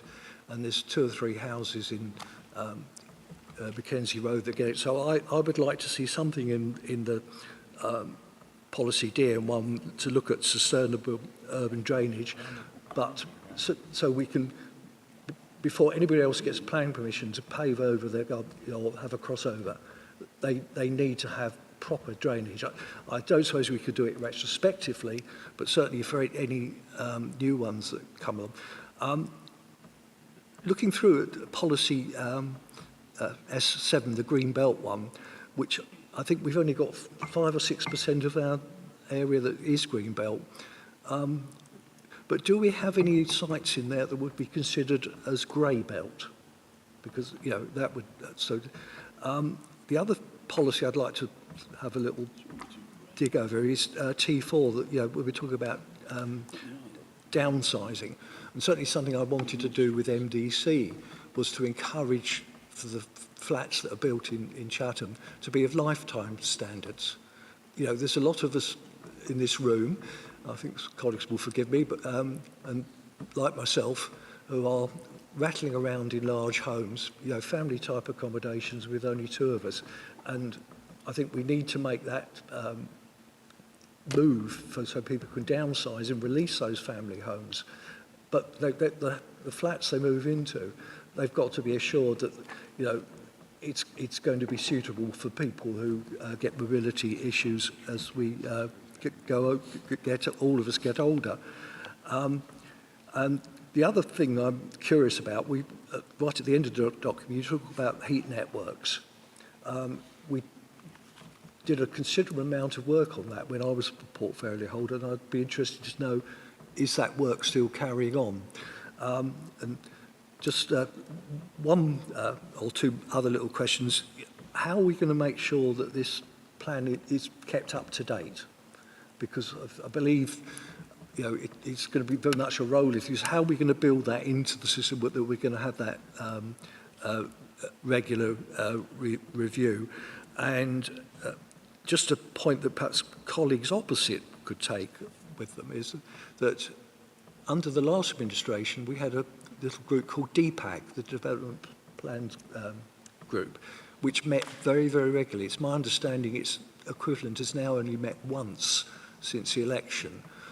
That was a very good form of keeping members informed and officers being able to have feedback from members. And I think it's a pity that that group has not been used again. So members opposite, it's in your hands to do that. So I would recommend, please, that you do it. And it was a cross-party group. It worked well before the election. I think it could work well. Thank you, Chair. Thank you, Dave. Thank you. Is there anything you want to come back on there, Dave? Chairman, just a couple of things. I think firstly is to thank all the councillors who have thanked Catherine Smith, who is absolutely brilliant, and my other staff, Andrew and other staff, because they're incredible staff. So thank you, and I'll pass those thanks on. I would just encourage councillors, if they've got detailed comments like Councillor Govan has talked through regarding those policies, please feed them through for us, and we'll reflect on those. There's a lot of really good comments coming from you tonight, so please feed those comments to us. Adrian, Councillor Govan, you've talked about heat networks. Work is ongoing on that. Both in terms of Chatham, and in relation to out on the Hoop Peninsula as well, particularly focusing around the river.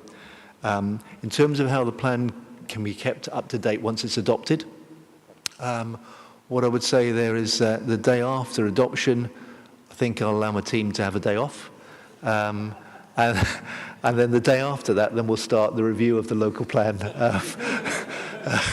Yeah, but obviously we'll need to see what comes out of the government in terms of planning reforms on that.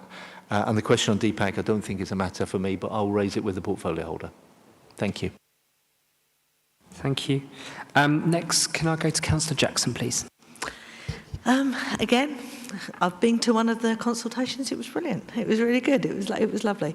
As a non-driver who lived up on the Hoop Peninsula, in between Hoo and Stoke, for 20 odd years, there only needs to be a little accident on the Four Elms Hill for everything to come to a standstill for hours, really. So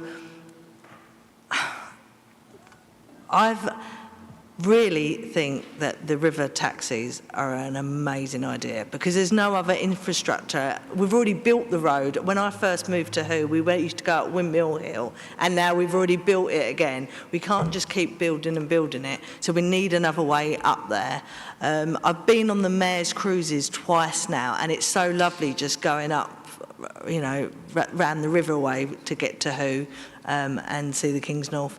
But I think about 10 years ago, there was an award-winning plan that was done to build a marina in Stoke, just up from Stoke, that was going to have taxis, river taxis, and also commuter boats that were going to go onto the Thames Estuary and go up to provide the end of Grain and Stoke with commuter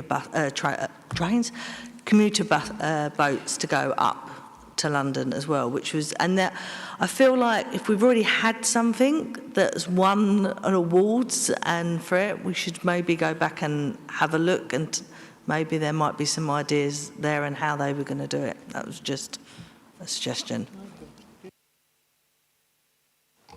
Thank you, Chair, and thank you for those comments. Number of things coming out of that. Yes, you're absolutely right in terms of accidents anywhere in Medway will cause problems. In relation to Hoop Peninsula, because of that, one road on, one road off, there is an alternative route, but it can't be used.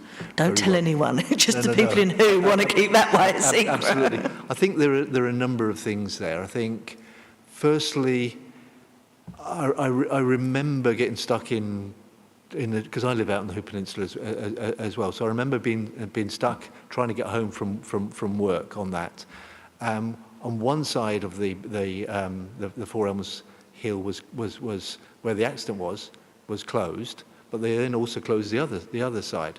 And I remember thinking, why is there a way, because it's dual carriageway, of still getting some traffic going? It will obviously go slower, but still getting some traffic going. So we're having conversations with our highways colleagues on that as to how that could be achieved in those emergencies.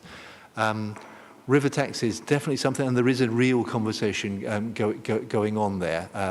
There's a gentleman who works out at Port Medway Marina out at Cuxton, who lives in St Mary's Island, and it takes him next to no time to get from work when he goes by boat, but if he goes by car, it takes him a long time to get to work. So he's the one who's thinking about a river taxi. We need to work with him. And that could be for commuters, it could be for our heritage as well. Getting people off the trains, onto a boat, looking at our heritage things. So there's lots of options there. And in terms of that award-winning scheme, it was a theoretical scheme. It wasn't done by Medway Council. It was a theoretical scheme, and it couldn't happen the scheme itself couldn't happen in reality because they hadn't built in the fact that it's on floodplains, that it's on a special protection area, sites of special scientific interest, and all those things. However, you're right in what you're saying. There must be some ideas in that we can take forward. So we will look at those because we've got to address that transport issue that you quite rightly say. And finally, just to say, I did meet the leader of the council once, waiting for a bus out at Chatham Dean. I would have offered him a lift, but I was on my bike, so I couldn't. And when I bumped into him the next day, he'd been waiting for a bus for 2 hours. So we've got to deal with that, the bus issues as well. I thought that it was just the Hood Peninsula that had problems with buses, but now going backwards and forwards from my ward, I had to wait over an hour and a half for one bus that was supposed to come every 20 minutes. And when I asked somebody when it was going to come, my answer was, "Have you got a packed lunch with you today?" It wasn't really helpful, but yeah. I wasn't saying implement what that marina was, but there must be some ideas in there that we could take from it. Absolutely, Councillor Chair. Absolutely, Councillor Jackson. I would love to have a zip wire from my house at Chatham Dean all the way to work. It would take me 2 minutes. Obviously that's unreal. That's not going to happen. But yes, there must be ideas coming out of there that we can look at. Yeah. Sorry, Chair. There is the cable car that's at Greenwich that takes you over to. So maybe like a zip wire or a cable car is not such a bad idea. I do believe there was a full cable car proposed between Medway City Estate and Chatham, actually, at one stage, although I think we're looking more at a bridge now. And obviously, this committee chair does encourage discussion on buses, and actually it might be good if we could bring Arriva and some of our public transport providers actually to here, because I think that's an absolutely key relationship that we need to keep on top of. Next, I would like to go to Councillor Williams, please. Thank you, Chair, and thank you, Dave, for the report. I'd just like to say I agree with Councillor Jackson's comments on about, we've got to utilise the river a bit more, because I've got a rural ward out in Strood Rural, and we deal a lot with people and I think if we could utilise that river with river taxis and things like that, would be a great idea. I know Dave is actually looking into it, so I'm talking to get inverted, really.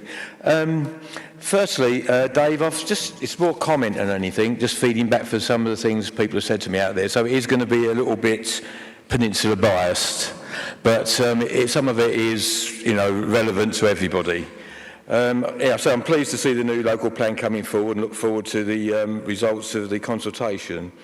But as with a lot of people, I am concerned about the feasibility and actually physically building the numbers of houses wanted in this time frame.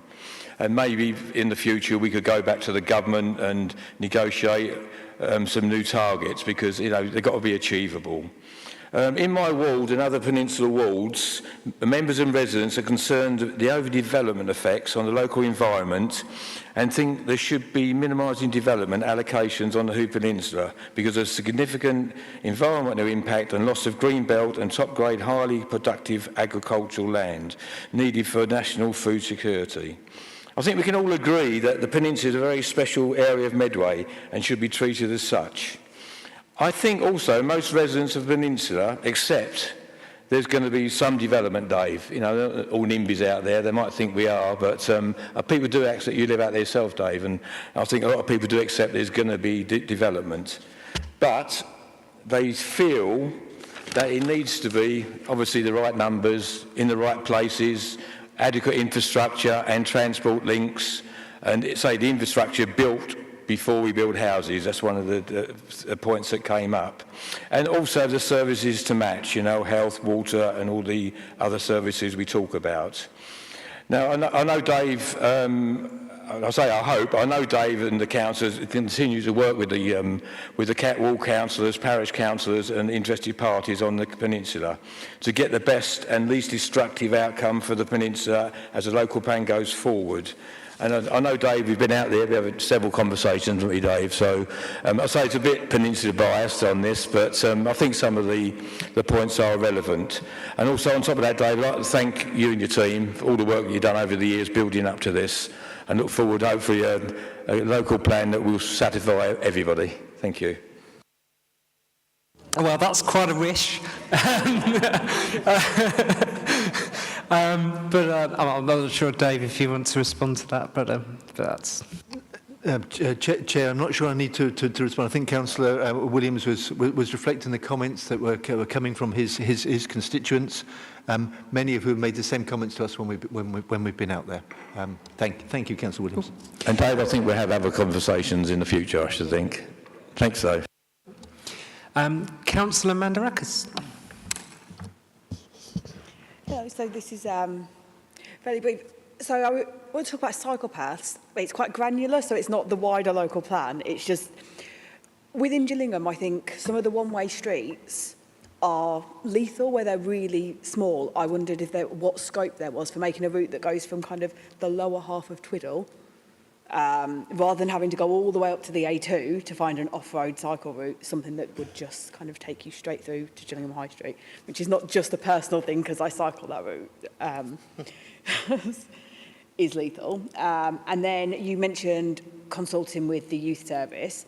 Wondered how that was going and are we getting much feedback, not just from the youth council, but if we've been to some of just the normal youth sessions, as they're quite different demographics. And obviously the plan is quite wordy and technical, so I just wondered if you could give some flavour on how we're making that more child-friendly and accessible. Good. Yeah, some really good comments. Thank you, Councillor Mandarakis. In terms of cycle paths, as a cyclist myself, I absolutely understand the point you're saying. It's a matter of safety. You're absolutely right. If we're going to encourage people to cycle, then it needs to be safe.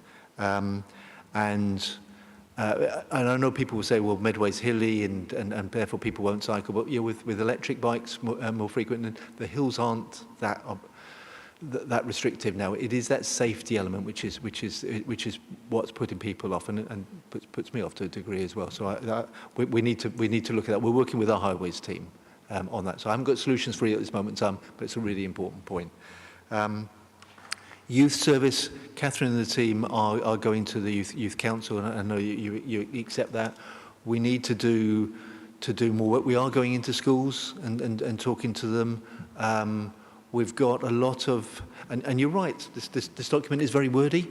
What we're trying to do with, or what Kevin and the comms team are trying to do with the blogs, with the short videos, with the news points, with the social media, is get something which is catchier and which tries to get the message across, and hopefully gets them to comment on the plan, because they're the future of Medway. You know, that's who we're planning for, and it's absolutely critical. So again, some really important points there. I think that links to the child the child-friendly.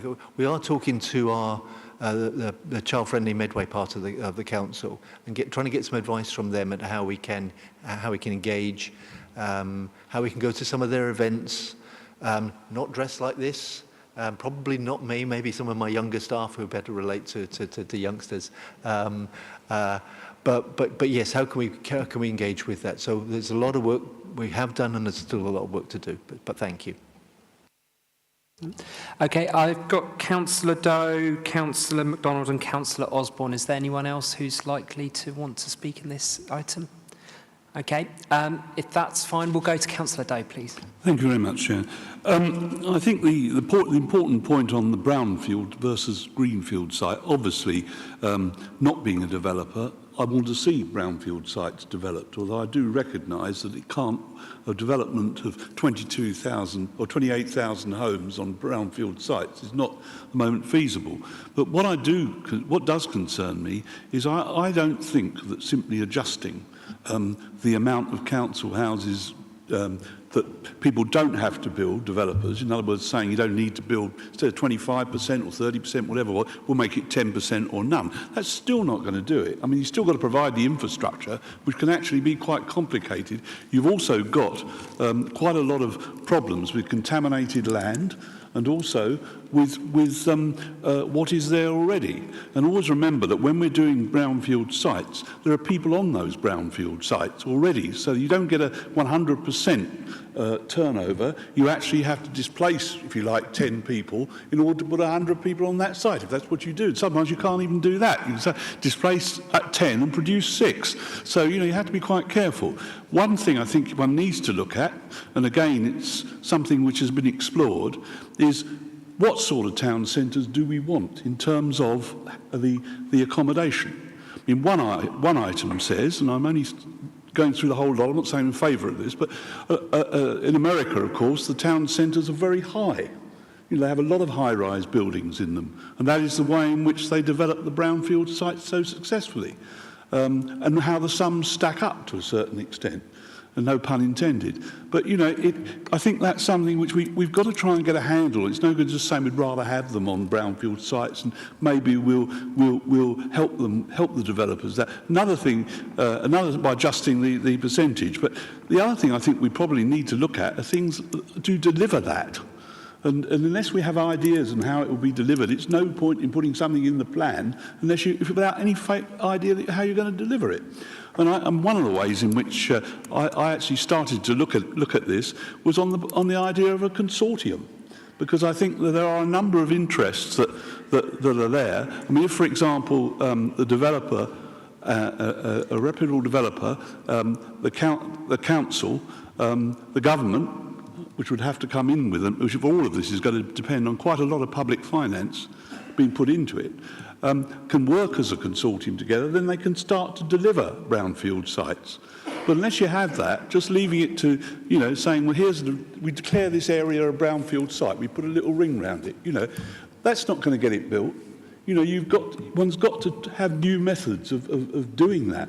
And I think this kind of structure needs to be looked at. And I think it needs to be looked at really in a way that you can't do elsewhere. I mean, it's no good going somewhere like America and hoping you're going to get ideas. They've got far more land. We're on a very, very small footprint, and we may have to go up higher. And I think we need to sort of consider that, what it would look like, what it would mean. I mean, we know there are tower blocks, for example, in Tower Hamlets that just don't work because, people don't want to be on the 21st floor, and they get very, very upset about it. So I think we do need to sort of consider that.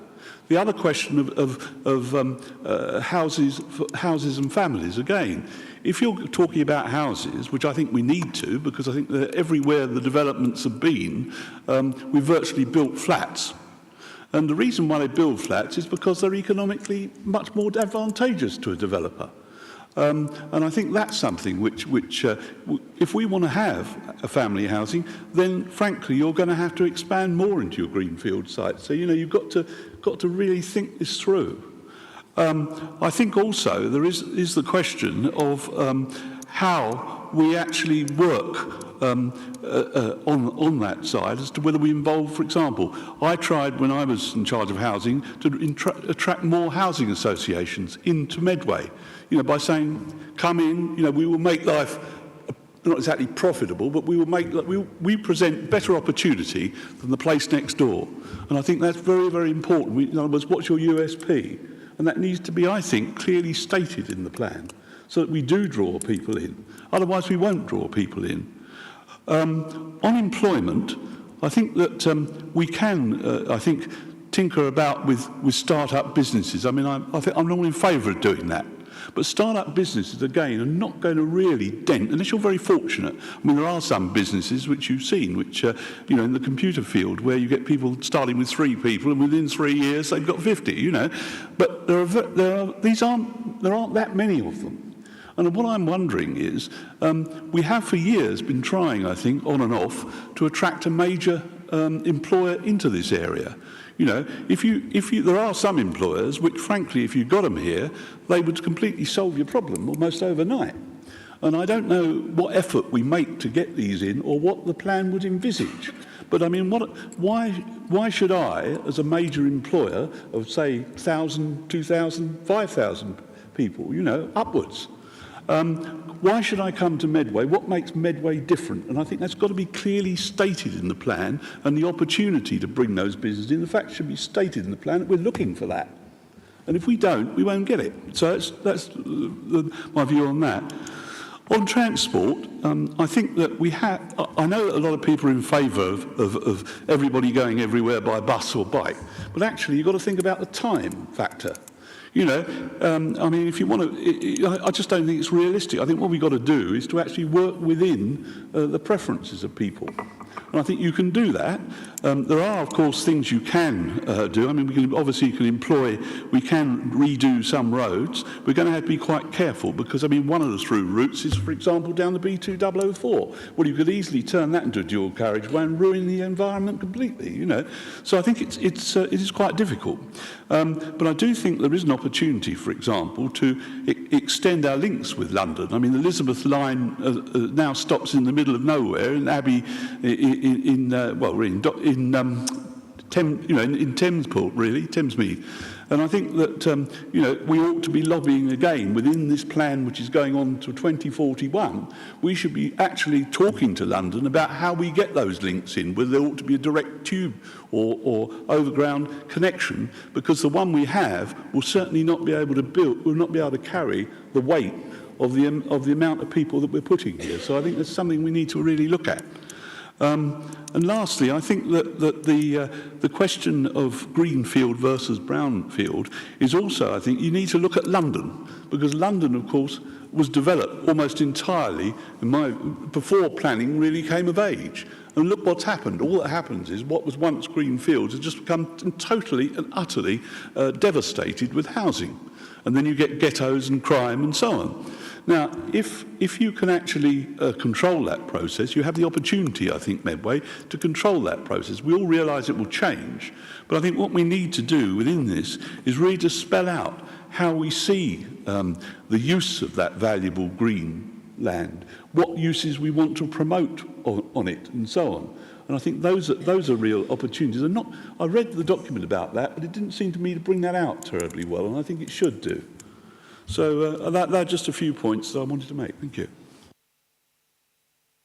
Thank you. Next, can we go to Councillor MacDonald, please? Thank you, Chair. Some of my points have been just mentioned, actually. I mean, it's been on the record many times. Dave would know I don't think we should be frightened of flats and blocks. You know that. I mean, I know we're not talking our 15 and 20-storey blocks, but developers can do that. What is it, 7-storey, 8-storey, whatever it is, and still make money.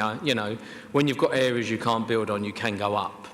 And in places like Lewisham and others, they've gone up and actually provided key worker flats and key worker sites for those working in hospitals, etc. So, and they've also built them on top of like leisure centres and other places where they're still providing leisure and services for our residents, but above it is flats for, again, those key workers, etc. So, Just a point on that, but it's no surprise when following on from Councillor Doe, that we should, people shouldn't be worried about when we talk about flats.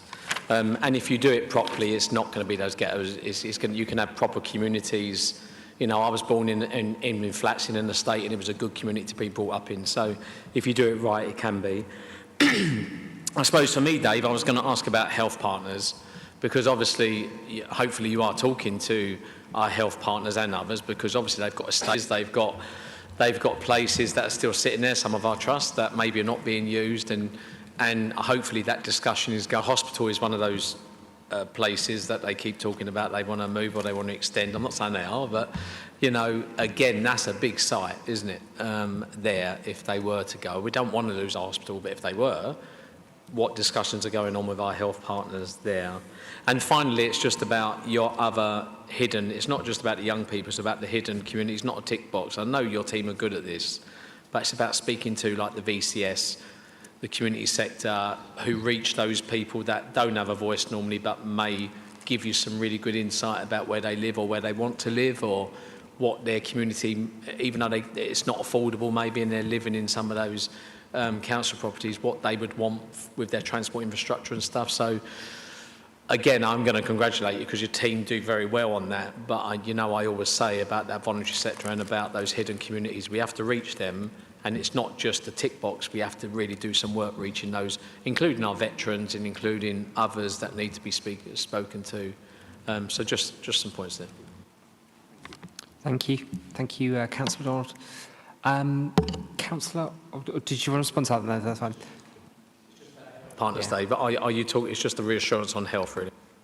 Yes, I absolutely can reassure you on that. We're talking to public health, we're talking to the NHS, we're talking to the hospital. So we are having those discussions. So, and thank you for your other comments, and also thank you, Councillor Doe, for your comments as well. Thank you. And finally, Councillor Osborne. Thank you very much, Mr. Chairman, and it's always good to listen to everyone else's comments. So many questions have been asked. So I'm looking forward to everyone over here giving, certainly the opposition coming forward with option they prefer, and to put that in the public domain. That's very important that you tell us where you stand before September the 8th. Also, it's really positive about the consultation that you're doing. I know from many colleagues around the country that Medway has been noticed in terms of your digital engagement, Facebook. A lot of the work you're doing actually around this local plan consultation is cutting edge. And so the one comment I would have, though, is for young people, if we can try, I know you want detail and granular qualitative data, but actually questionnaires sometimes short and sharp could get you data around whether or not people think there's a housing crisis, housing demand, without going into specific details. So I do think that you should try both approaches. I understand people want the detail, but sometimes people don't have the time for that, whilst they do acknowledge there's a housing challenge. So my first question is, how many events have you held, and how many events will you be holding in the future? That's my first question. My second question is, the housing targets, of course, have decreased in Medway, but only by marginal amounts. There is a risk in terms of people. There's a risk, however, that we are now, because of the revised numbers, there's a risk in other local councils around us having big increases. In terms of some of them have put local plans on hold, is there a potential risk that therefore they could come forward with additional housing requirement around us because they've had significant increases in housing demand? And when will you know that pressure? And on a related note, we should know the situation with the Thames crossing by October. Is that going to have a material impact on the local plan in terms of where there might be potential new sites? The government is probably going to mitigate that with significant amounts of infrastructure around that dual carriageway, stroke bridge, stroke tunnel, whatever they choose to put there. Will that be factored into any local plan after September potentially? So my next question is around, there are other elements of the NPPF around compulsory purchase of land. Specifically, we've got quite a lot of land in Medway, which I would consider to be land banked, where we've got developers sitting on it effectively. Is there anything we can do in the local plan that basically suggests that if developers don't build over a specified period of time, that there will be some element of compulsory purchase, in effect, to stop people from land banking? Because I know that that is potentially part of the NPPF consultation that's going out, that we're trying to stop people land banking. So I just wanted to know if that's part of it. just lastly, the cost of this process. Obviously, members have mentioned 10 years. We've looked at different ways of engagement. We've had DPAGs, we've had all sorts of other things, but effectively we haven't delivered that. It's really important that we do deliver that local plan. Can you just give me a price tag in terms of how much? I know this is not a great question to ask, but I will ask anyway, because there is a risk if we don't deliver the local plan that cost is borne by the taxpayer and we don't get any benefit. Can I just ask you, how much did it cost to run the 2 previous Reg 18 processes, because we never actually got to a Reg 19, and how much would it cost if we don't deliver a local plan this time? So how much is this process cost if people were to reject any outcome from this? Thank you very much. Thank you, Chairman. Some of the questions I can answer, some I can't answer tonight, but what I'll do is I will get the answers and feed them back via Nicola, if that's all right, Chairman. So in terms of how many events have we done, how many events have still got to come, what else are we doing, I haven't got that answer to hand, Councillor Osborne, but we'll get, we have got the answer to that, and I'll feed that back through Nicola, if that's okay. So the whole committee are aware of that. In terms of other authorities and their increased housing need coming out of the MPPF, and what impact that could potentially be, it is something we are aware of, that potential, and something that we're going to have to consider. We were behind Maidstone, but we're in advance of Gravesham, we're in advance of Tunbridge and Malling, we're in advance of Swale, but we still got to be cognizant of what could come from that. So that is something in our thoughts moving forward. Lower Thames Crossing, similarly, decision will be made, and whether that's approved or not approved, that will have implications for Medway, and we need to factor that into our plan coming forward. What are the mitigations that they're proposing? We've said to them, for instance, if it does go ahead, we would like some mitigation done for our junctions. We'll see what happens there. If that doesn't deliver, then we'll be going back to government and saying, well, how is this going to be mitigated and paid for? The land bank and the compulsory purchase order. What we do find in Medway at the moment, that in terms of if a developer gets planning permission, the majority do implement it. In relation to land banking, it tends to be where they buy sites in advance of getting planning permission and then hold on to them for hope value. So they're not implementing them because they haven't got consent for that. But in terms of those that have got consent, the majority do implement them in Medway. And if they don't, we're contacting them and saying, why aren't you implementing it? What can we do to help, etc., etc. However, the point you've said is right, and this was something that has been tackled by the previous government and has been tackled by this government, which is that generally outside of Medway, what can they do about land banking? What can they do to make sure that developers, if they get planning permission, get on and build? And we will see what comes out from the MPPF, and we're watching that very carefully. And it may well be increased CPO powers. There might be other actions that they take.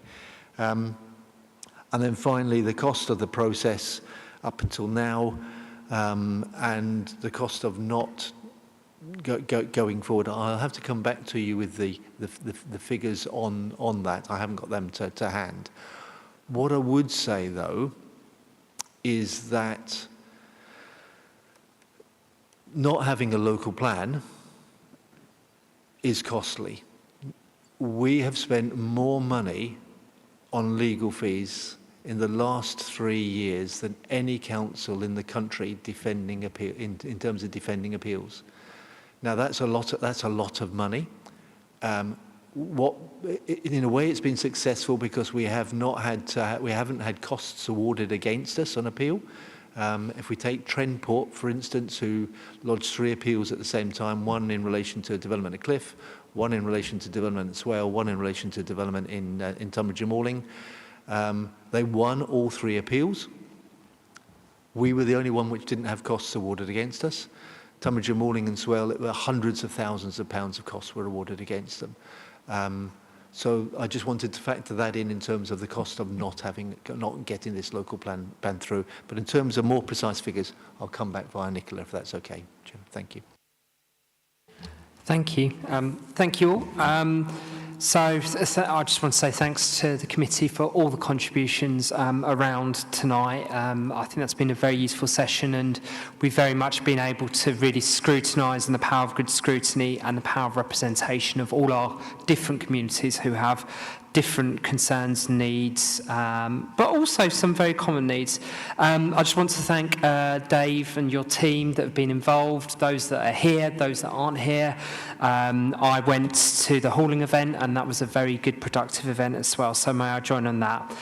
Just a little bit of a thank you to Nicola, just on my right here, who does an absolutely sterling job tapping away and making sure everything's noted. So I just want to put thanks for her professionalism and diligence through this. Personally, I represent a ward that combines actually a lot of the issues there.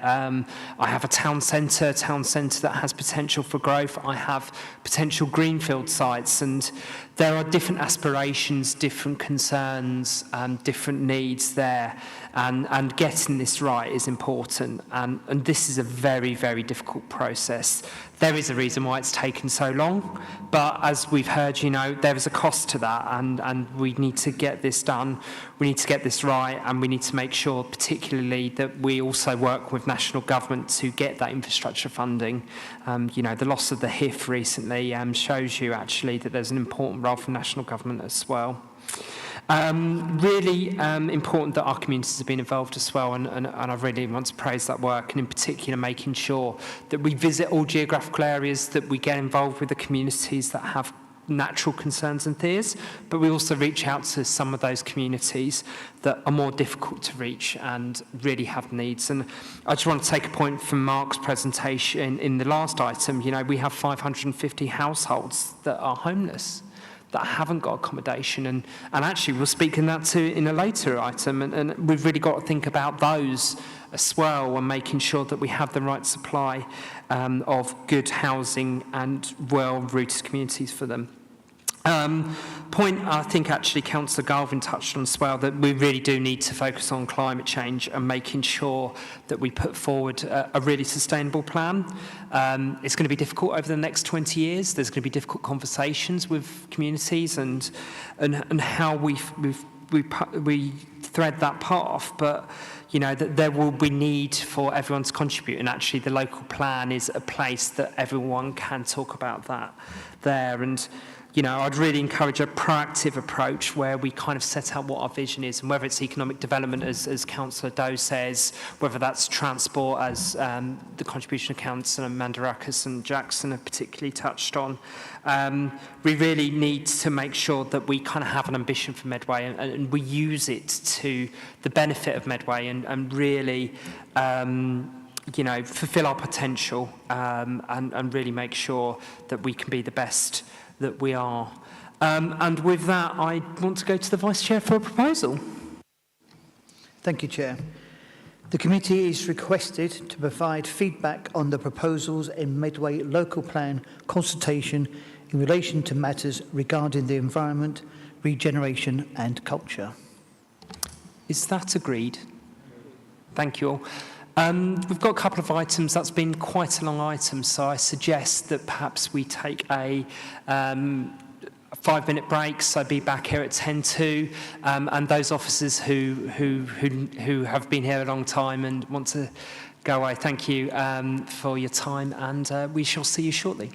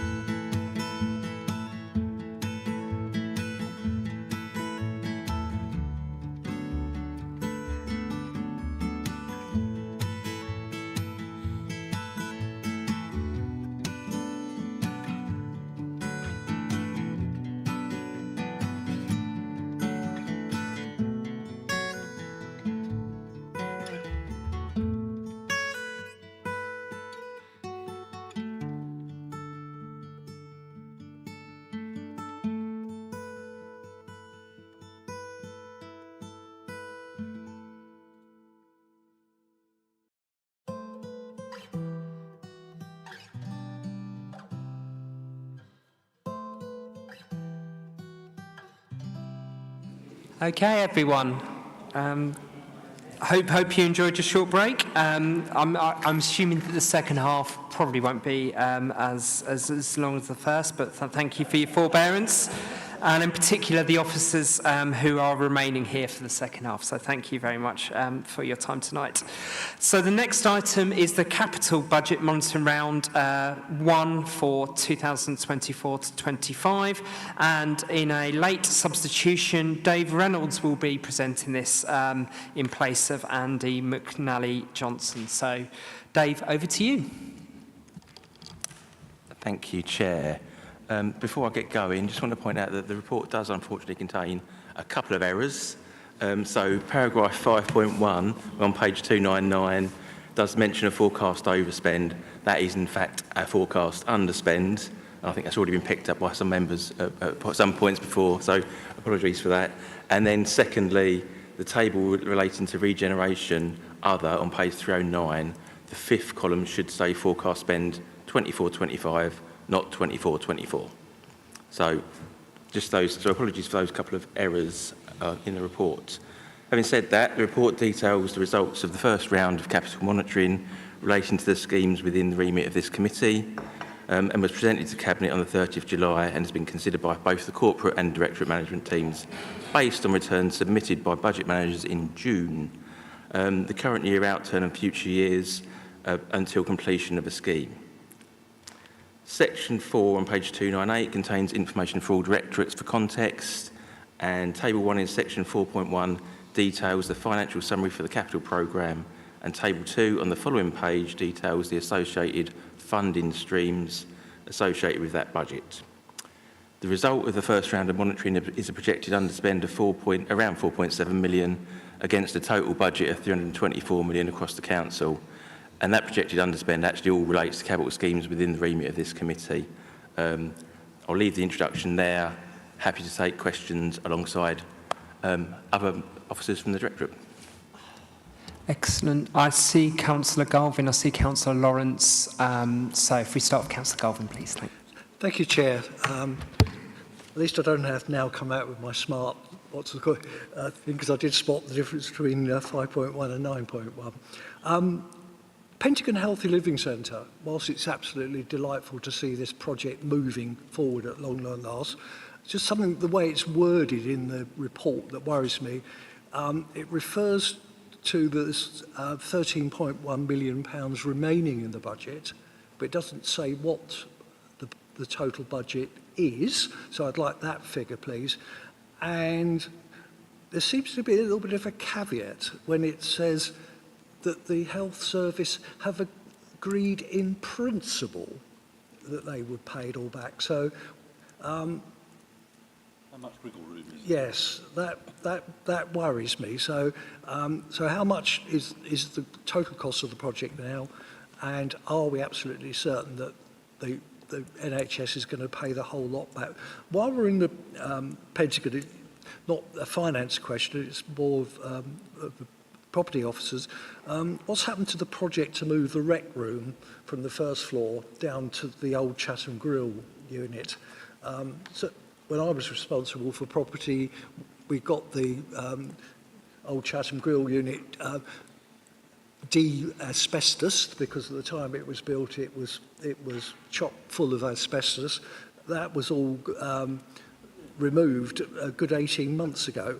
But every time I go around in the Pentagon, I look to see if anything is happening. It hasn't. So what's happened to that project, please? And also, I've got to say, looking at the MDC reports that are at the end of this report, it's exceptionally disappointing to see how far behind those projects are now.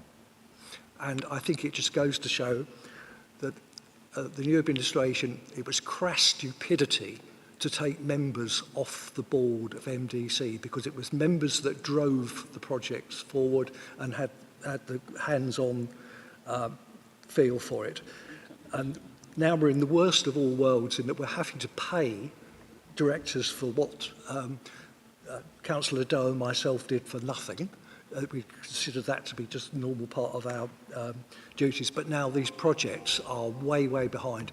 And that has a significant impact on the council's finances, because MDC should be putting a lot of cash flow back into the council. Surely, as soon as that waterfront development gets built out, the council will be getting some pretty substantial capital receipts. If it's way behind schedule, you're going to have to wait a lot longer for those. Thank you, Chair. Thank you. So there's two parts, some on the figures and some on the Chatham Grill and that area. So I think it's the two, Dave and David. So, yeah. Thank you, Chair.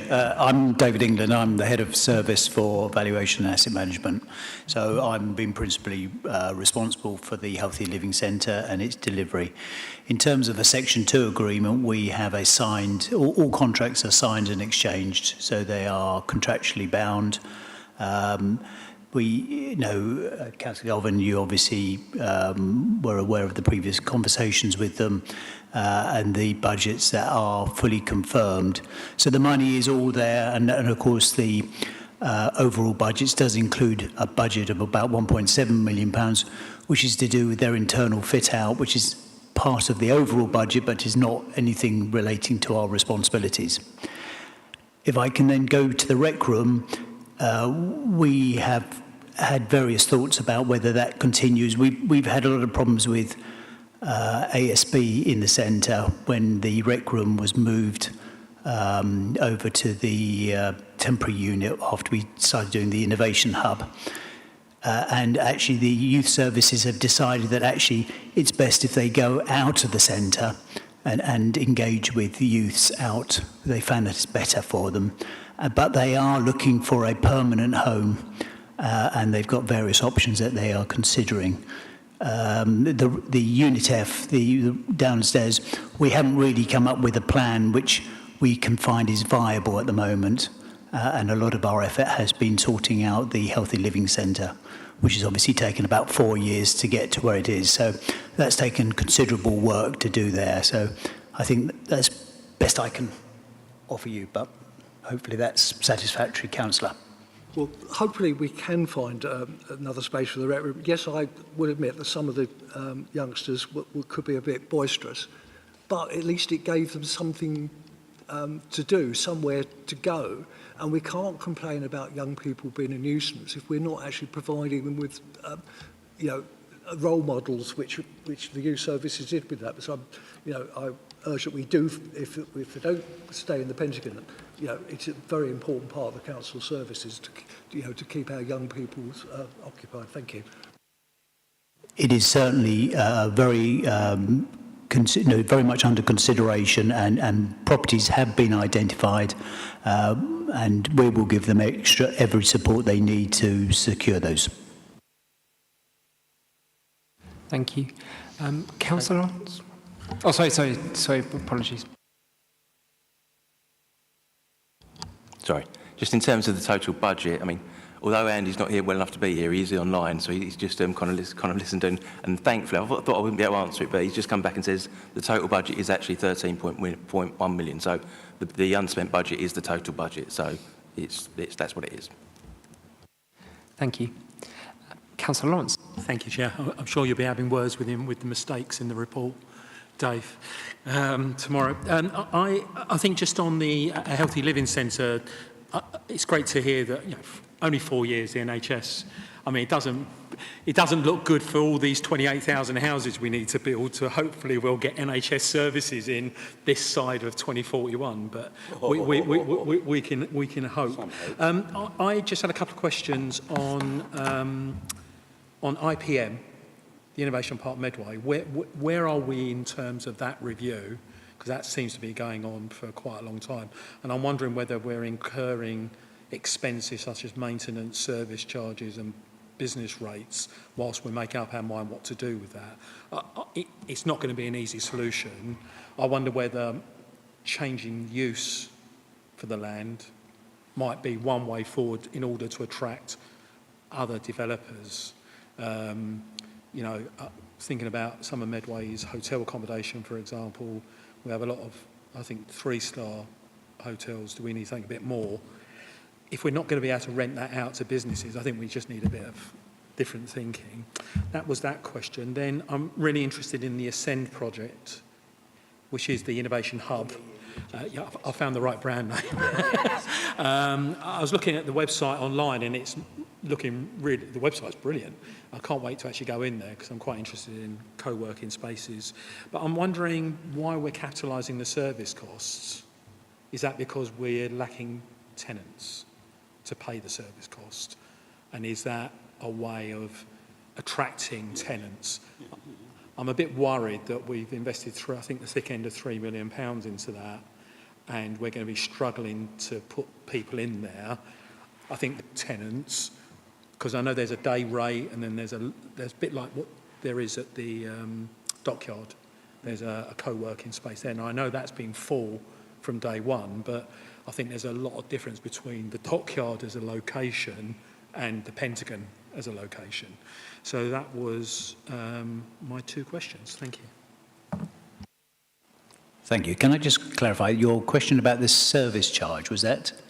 Yes. So in the I'm looking at it on page 305, project management. So the delegated authority has been secured to fund the service charge costs for 3 years for the Innovation Hub, and I think it's about £470,000. Thank you.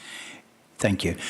We did secure future high street funding for 3 years worth of money, which actually has been paid and sits within the account. It's slightly less than that money. The reason that we had to find that additional funding was that we couldn't, because it was a very kind of cutting edge in its location, that Agility, Ascend, felt that the risk, this was a little bit before my time, so I wasn't involved with that initial transaction, and it was run by Regeneration. The aspect was that the risk to the operator was that we basically had to encourage them to actually do it, and on the balance that it was felt that they were the best operator. So it does look very good, and it will be good. The IPM, that program, again, is run by Regeneration, although I do have input into it. That has been stopped, and that's been done through Cabinet.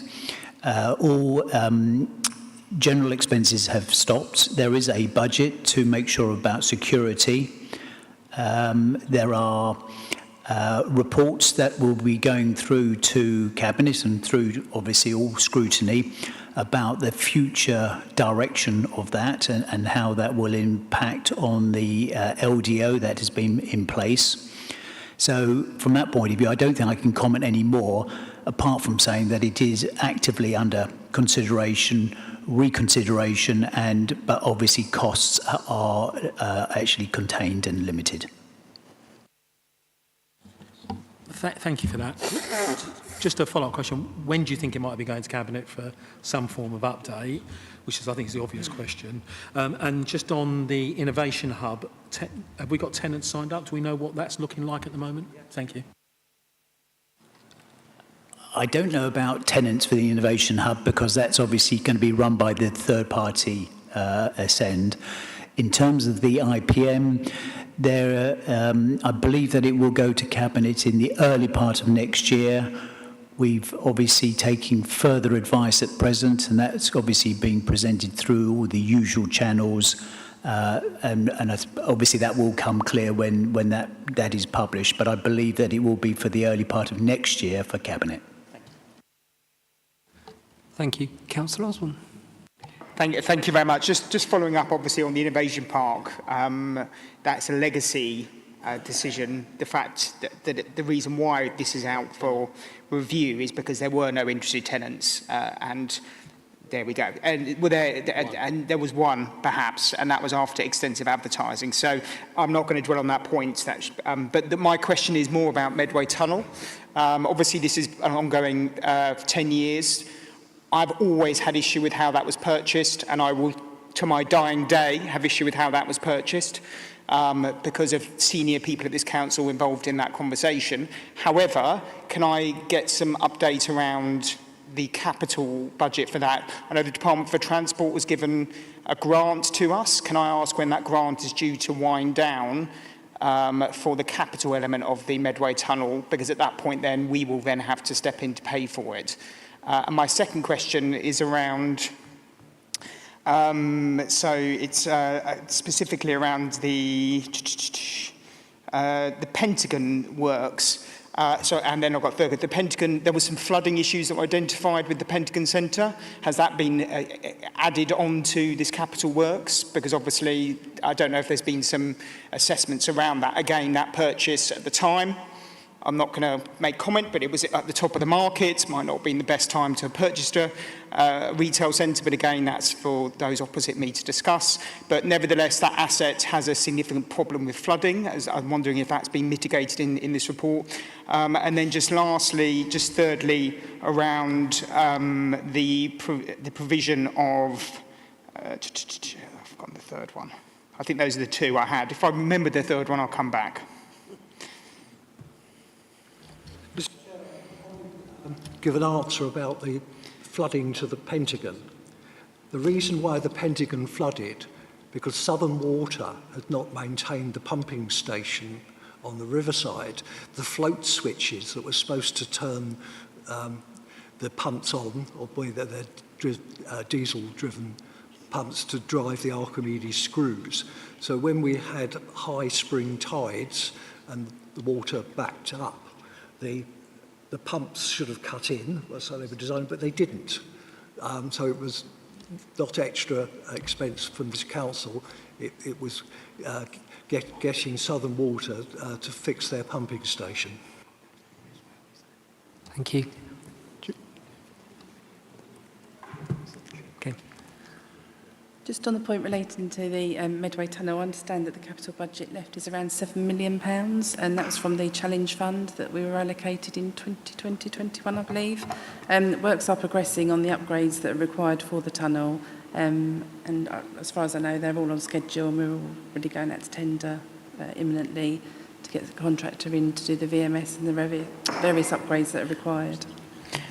Could I just come back on that? Because I know that was funded by a Department for Transport grant, which we're now having to do on the regular. We're having to regularly apply for DFT grant funding for capital. That's a lot of money.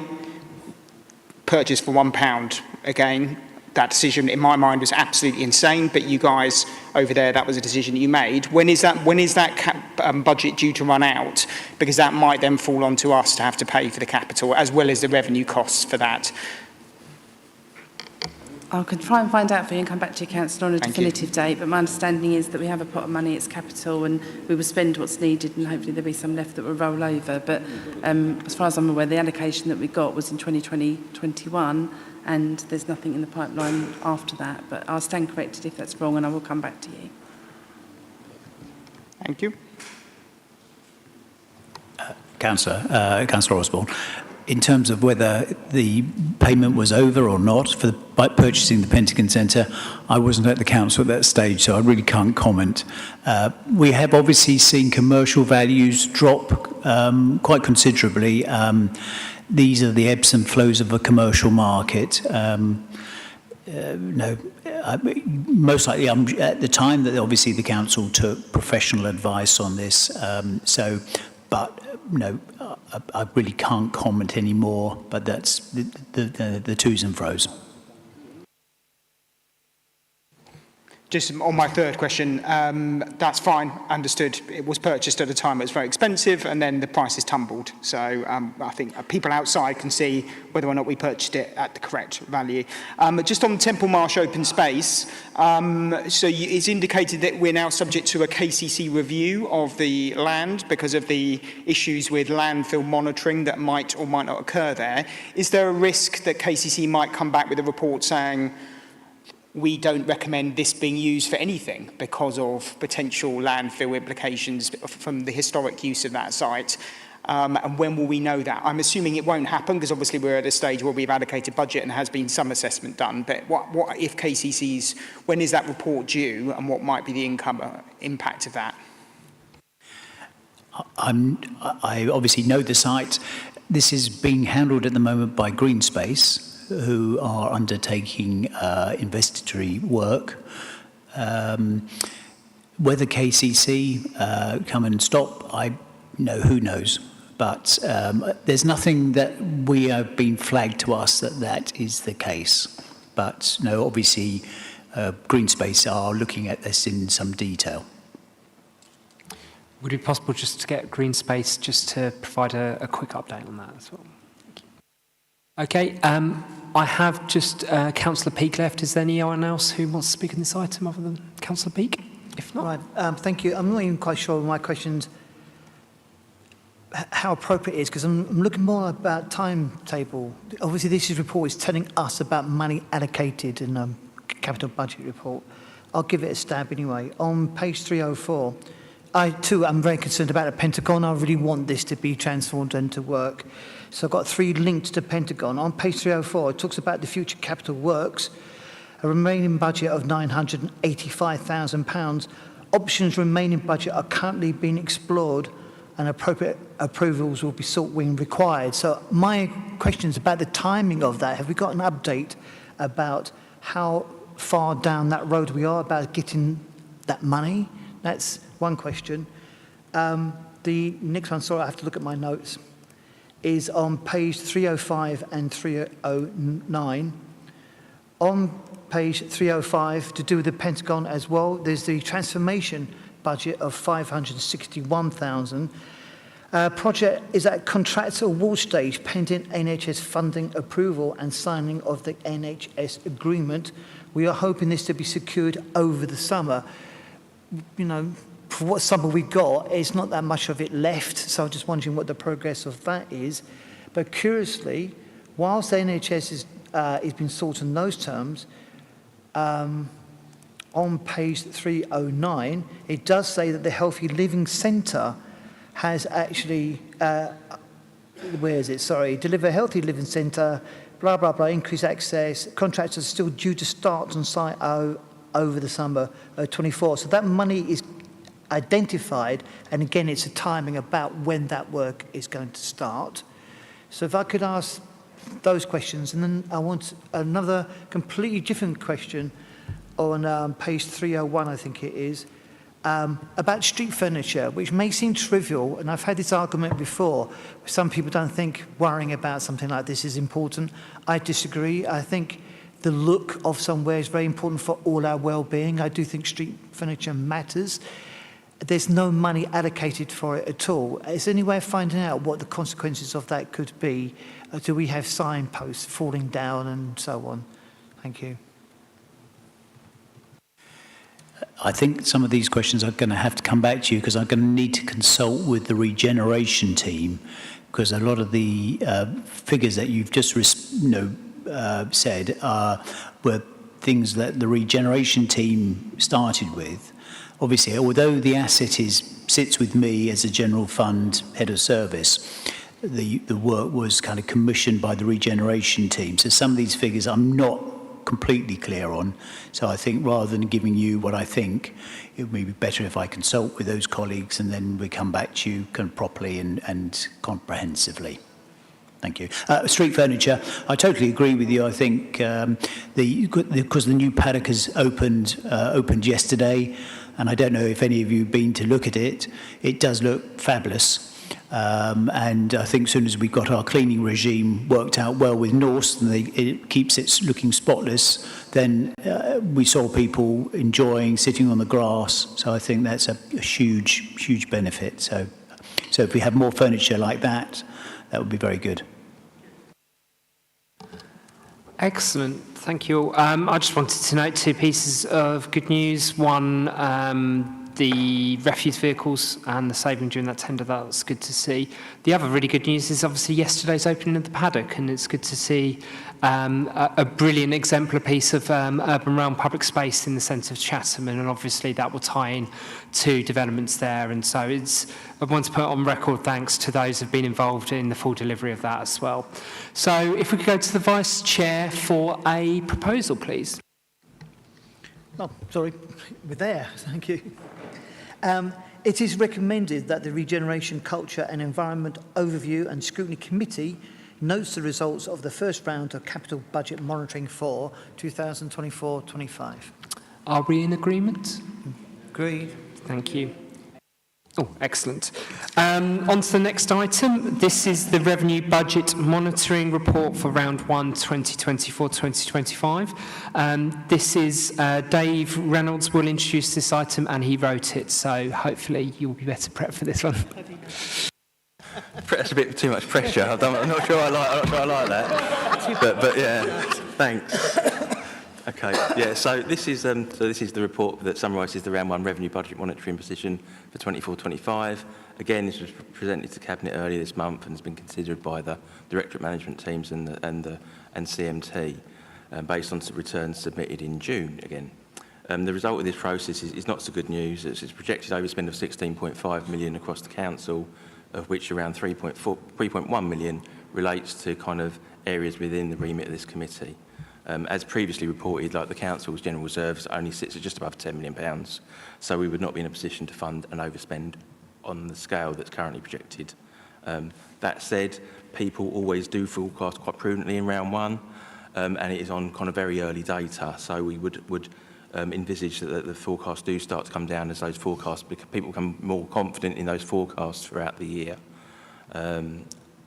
I'll leave it there and kind of happy to take kind of questions alongside colleagues as best we're able to. Okay, I have Councillor Doe and Councillor Lawrence and Councillor Galvin and Councillor Jones. Well, I'd like to ask the obvious question, which is with regard to children and adult services. We know that we've had to, or everyone, whether you're Labour or Conservative, you've had to keep on increasing this budget.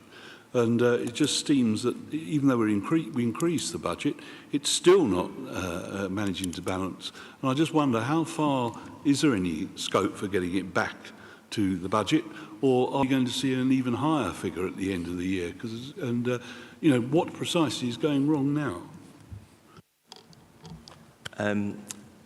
Respectfully for the Chair, that is probably a matter for the other overview and scrutiny committees. The reason we kind of we adopted the approach of kind of having kind of the bits within the remit of the relevant committee, so that the officers in the room were able to answer those questions. But obviously, out of courtesy, a very kind of brief response is obviously those kind of forecasts are based on the data that's available at the moment. They are early forecasts. We will continue to work with the services to review those forecasts over the next coming months. We are undertaking monthly monitoring, so we have got better, more kind of timely information around that and the interventions that they will take. But in terms of the specifics of the interventions, I think it's probably better that they are dealt with the kind of the correct officers in the room to kind of advise on those matters. Thank you. Were you coming back, Councillor Doe? No. I think it's a perfectly reasonable answer, but I still look forward to getting the rest of the information, and no doubt that can be done through the council. We'll be tuning into those committees to hear them. Councillor Lawrence, please. Thank you, Chair. Just for the record, the paddocks, of course, was a project from the previous administration, Councillor Osborne. Clearly, the big overspend in the regen issue is on temporary housing. Just noting that it's gone, the outturn was 3.8 million and it's now projected at 9 million. Mark, I just wonder if you can give us some background as to why we're seeing the increase. Obviously, your team are doing a brilliant job in buying up property, and I think that's noted in the thing to help alleviate some of the costs. But, you know, this has gone up 2.5 times from a period that's only just ended, really, and just some background on that would be really useful. Thank you. Yeah, absolutely. So, I mean, there are a number of things that are quite challenging at the moment. So I think the first thing to say is that the outturn from last year was impacted by a number of things, probably slightly distorted by the fact that we had looked at kind of all various pots of money in reserves, various pots of new burdens funding and deposits and things that we put away in order to bring the forecast down. So it was probably artificially lower than perhaps it would have been. We've seen since, I know the pandemic has become this point of reference for everyone now, but post-pandemic, we are seeing double the amount of cases coming to the council for assistance in respect of homelessness. compared to before the pandemic. That's quite overwhelming demand for the council, and that is a position that's been replicated quite widely nationally. So there will be reports in the press of the amount of households and the amount of children that are in temporary accommodation. This is something that is a very acute challenge, particularly for London and the South East. And that's in terms of the numbers, the demand. We've also seen quite an uptick in the amount of or in the cost of temporary accommodation. So private providers increasing the costs of how much they charge for their properties. Now, part of the challenge with that is that we're seeing London authorities and we're seeing other authorities in Kent paying those prices, and that pushes the price up for us in Medway. So we're doing a number of things essentially to try and address that. It is still a challenging position, but if you think of kind of homelessness as a bit of a continuum, there's a lot of work that we're focusing on at the beginning of that to stop people entering into temporary accommodation, and we've delivered really well on increasing the amount of homelessness preventions that we do. So that's where we stop people coming into temporary accommodation in the first place. We're working kind of on the middle part of the continuum, so that's the type of accommodation we're providing. Working on making sure that we increase our level of ownership of temporary accommodation that we own as a local authority. That has a big impact in terms of our income. We're starting to see that kind of trickle through in terms of our forecasting, but there's still a lot more work to do. And then the next stage is really at the end of that continuum where we're looking at the housing options that are available. So, increasing the supply of affordable rented homes that allow the council to discharge its responsibilities, but also engaging with the private sector in a more direct way. So looking at how we can lease accommodation, looking at how we can provide lettings, agents types of functions, just so we have more control and more of a stake in the sector. But it is a journey, and it's not one that we will be able to turn around overnight. But we do have a really clear plan, and that's the important thing. So we will make significant improvements around just the unit cost price of temporary accommodation. I do sincerely hope that there is some assistance from the government in the autumn statement that offsets some of the challenges. Thank you for that. I suppose the struggle is the big increase in the spend, and I'm wondering whether, given the fact the administration had to go and borrow money to support its revenue, is whether artificially keeping the amount low meant that we didn't borrow enough for what we might have needed, and we're now finding ourselves in a really difficult position. So, from a strategic perspective, if that 3.8 million was really 4.5 million or 5 million, but because, as you say, with all the accounting jiggery-pokery that officers are really good at doing, we ended up with 3.8. Actually, we might have shot ourselves a little bit in the foot, because from what I understand, when an authority takes emergency funding, the department looks on it pretty poorly when they go back for a second bite in the same year. And I understand what you're saying about controlling costs, and you've got a plan, but well, it's August now, isn't it? So, we're almost 6 months, 5.5 months through. So just a couple of questions then. Are most of the people presenting as homeless from within Medway, or are we getting people from outside of Medway? I'm not entirely sure about how the rules work. Obviously, it's not very helpful when London boroughs are buying up lots of property and sending their homeless down to Medway. What conversations are we having with local authorities outside of Medway to see if we can do this in a more controlled way?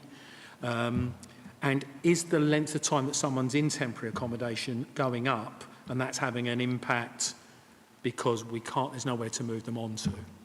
Thank you.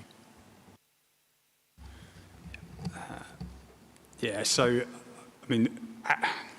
out of area placement, so other placements by local authorities definitely has an impact. I wouldn't say that we certainly see an amount of people that do approach us because their accommodation has come to an end. I spent quite a lot of time on a case last week that was clearly a case from Newham, and we were trying to ask them to pick up their responsibilities to that individual person.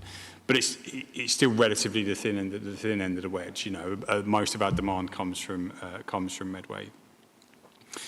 In terms of conversations with local authorities, there's a position that Kent needs to get to, I think, in terms of our work with our colleagues across Kent to sort out our own house before we kind of go and talk to London about how they're taking up spaces. We do see a lot of placements from other Kent authorities into Medway. There needs to be some agreement around, pricing and making sure that we're not being gazumped essentially by our colleagues from elsewhere. And then once we have a Kent position, is taking that to London to have a conversation with them about how they're using our property market as well. The challenge for us is only a certain type of placements are notifiable to the local authority. So placements that are made as temporary accommodation, the placing local authority has to tell the host local authority. If it's a placement made into an insured short-hold tenancy, or if it's made under the Care Act, or if it's made under the Children Act, or any other arrangement, no information has to be shared with the host local authority. So in terms of understanding kind of the picture, it's a challenging one. And then at what point does someone become a Medway case? So, it's really challenging because people will establish new routes and will legitimately become Medway residents because they've been here for a number of years. But it is something that we probably need national legislation or kind of a broader view across the country to help us understand that.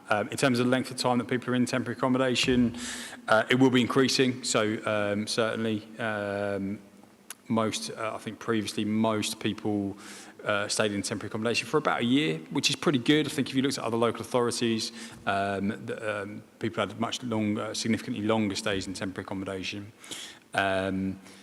We are seeing that increase. So I think it's at about 18 months now, but I can confirm that. I think just coming back to the accounting, so there's a difference between what we kind of forecast in terms of our pressures for the next year and what is rightfully kind of a tidying up exercise of making sure we've not got funding in reserves that shouldn't be there and doing all those types of things. They're very separate things. So how the outturn relates to what we would have said in terms of pressures, in terms of the council's medium-term financial outlook, there would be two different numbers. But I don't mind telling you at all that we didn't predict the level of demand that we've seen over recent years. It's far outstripped any of our projections entirely. Thank you. Councillor Galvin. Thank you, Chair. It's interesting to read that there's a projected shortfall in income of £328,000 on the Safer, Healthier Streets programme, which is basically the red routes that we on this side said weren't going to work. They obviously haven't worked. 300,000 is a lot of money to lose on a fantasy scheme. I would like, please, a request that we have the disaggregated figures for each of those schemes as a briefing note, please.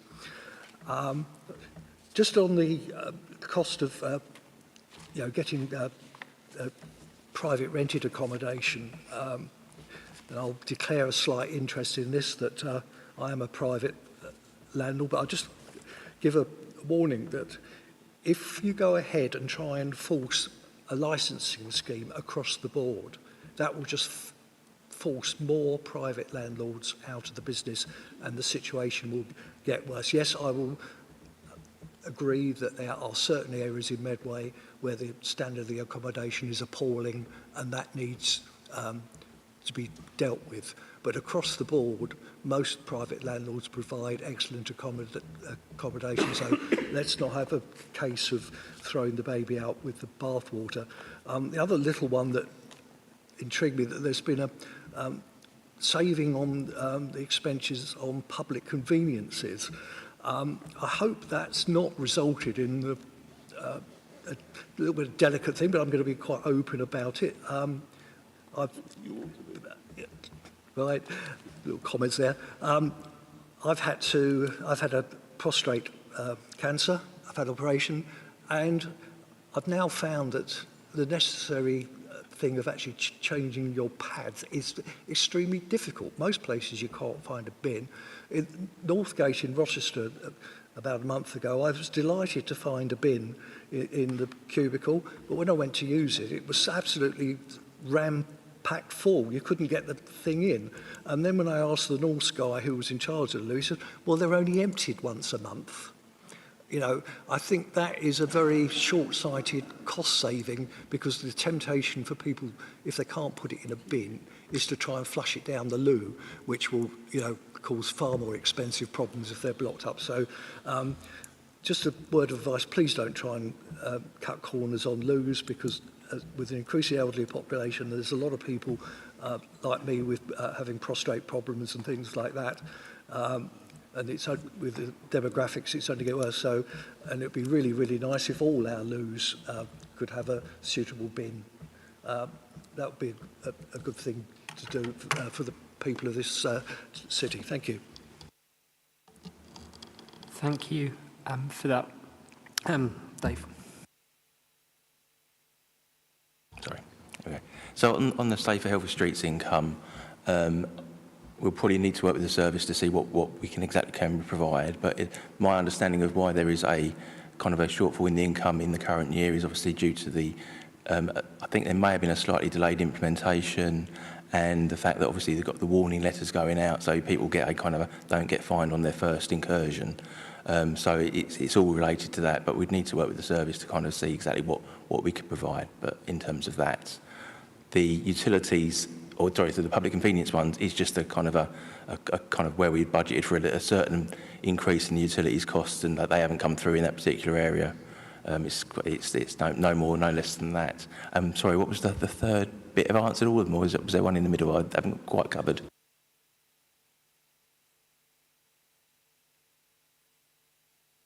Bins in most of our loos, that would be a good facility for the people of Medway. So if officers could take that away and have a think about it, I think there'd be a lot of people that would be very, very grateful.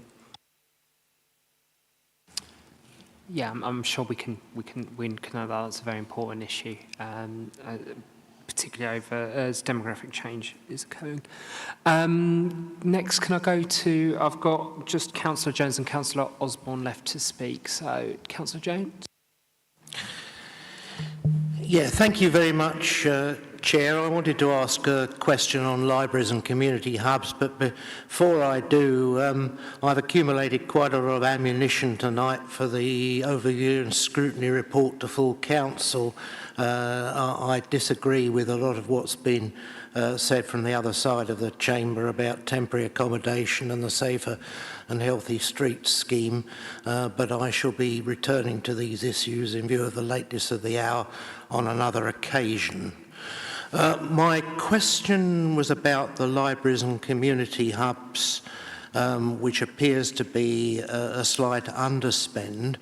I was just wondering how far we had got in terms of staffing up the libraries to their full complement. I'm fully sympathetic, if that's the correct word, to the senior service manager who can't open a library if there aren't the staff or a safe level of staff to open it. But I was hoping that this financial year the problems would have been resolved, and there have been occasions since April where I've come across libraries closed for perhaps a few hours or even longer. It's quite important during the summer months when the schools are off, but it's important at any time of year that we have our libraries and community hubs open. They are community hubs for people reporting street scene issues of the sort that Councillor Galvin and others have spoken about tonight. So I would make a plea, ask the officers here if they know anything about whether the libraries are now fully staffed up, and if they don't, perhaps they can put the senior service manager in touch with me for an update. Thank you very much, Chair.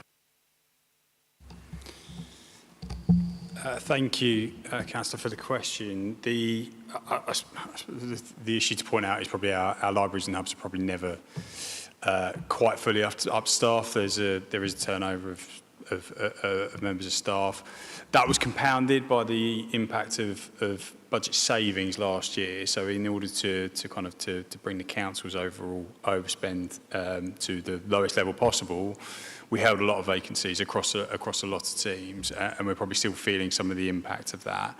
But I know Will Train and Paul Cow are working to get their vacancies recruited too. So I think it will improve. But I think we've also got to be cognizant of the fact that no council or no team in the council is overflowing with resource. It only takes some sickness or something kind of unplanned to happen where it does genuinely affect service provision.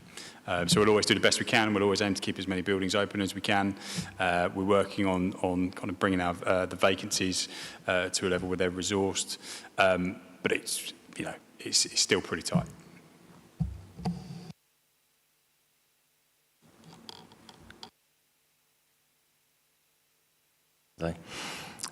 So the only other thing I'd add to what Mark's response is that I've certainly seen a number of requests for approval to vacancies through the kind of the JARDU recruitment process we've got internally over the past few months. So there is definitely kind of progress on kind of advertising the jobs and kind of actively recruiting to them.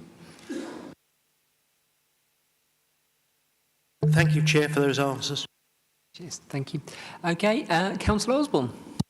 Thank you very much. 3 questions. So firstly, this is a quarterly run report. My concern around the accommodation provision for temporary housing might be that in quarter 2, that cost might increase again, that might increase again. So you will now be seeing whether or not that's happening because we're now in sort of August time. Is it your prediction that this budget is your best guess, is still accurate, or do you think there'll be price escalation towards the Christmas period because it's colder, perhaps people will need more accommodation? Are there sort of housing trends where you know that you'll get more applications at particular times of year where you could foresee perhaps an increase? My second question is around the management of this. I know you have a senior management team and you'll be looking at this. I'm assuming there's an ongoing process now of identifying the fact that because of the cost pressure on temporary housing, other departments are going to have to look at how they're managing themselves. Is there a management plan in place now to reduce spending in other departments to allay that cost so that going forward into Q2, Q3, that we can see some if there is a cost escalation or there isn't, we can see some evidence of a reduction in this into Q2 report. And then just thirdly, just on a point that was mentioned, of course, the Safer Healthier Streets programme, as has been alluded to, was delayed because of call-in. And as is correctly stated across by the officer, we have given a grace period where people only receive a warning letter if they do break the red routes or school streets provision. That's not something which other councils do, but we do that, and we thought that was a fair approach. The scheme was not, and I know Councillor Goldwyn seems to think this is all about revenue, but of course it wasn't introduced to raise revenue. If it was introduced to raise revenue, it would not have been allowed. So it was introduced, red routes were introduced to reduce congestion, school streets were introduced to improve safety and reduce air pollution outside primary schools. So, of course, whilst the monetary impacts are indicated on this report, there are other tangential benefits which were the rationale for introducing them in the first place. So I forgive Councillor Goldwyn because he seems obsessed with revenue targets around these 2 proposals, but of course that wasn't the reason they were introduced, and to even suggest they were introduced in that way is, I'm afraid, wouldn't have meant that he wouldn't have been able to deliver them. And just lastly, it was his cabinet, as I understand it, that applied for red routes and school streets, and it was his minister that gave us permission to do it. So, and as I understand it, his group supported 4 of the 5 of them. So I don't quite understand why Councillor Doe was laughing, because after all, you supported them yourselves. So there you go. Thank you very much. I'm not talking rubbish, thank you. Okay, thank you all. Do we have a response to some of those matters? Yeah, absolutely. So in terms of forecasting, as Dave pointed out at the beginning of the introduction, round 1 is always pretty pessimistic from the council's perspective. The way that we forecast for temporary accommodation is looking at what, there's a lot of data and science behind it. So it is looking at the cohort of individuals we have now. We apply some growth to that over the year, and that's what kind of gives us our forecast. So, we'll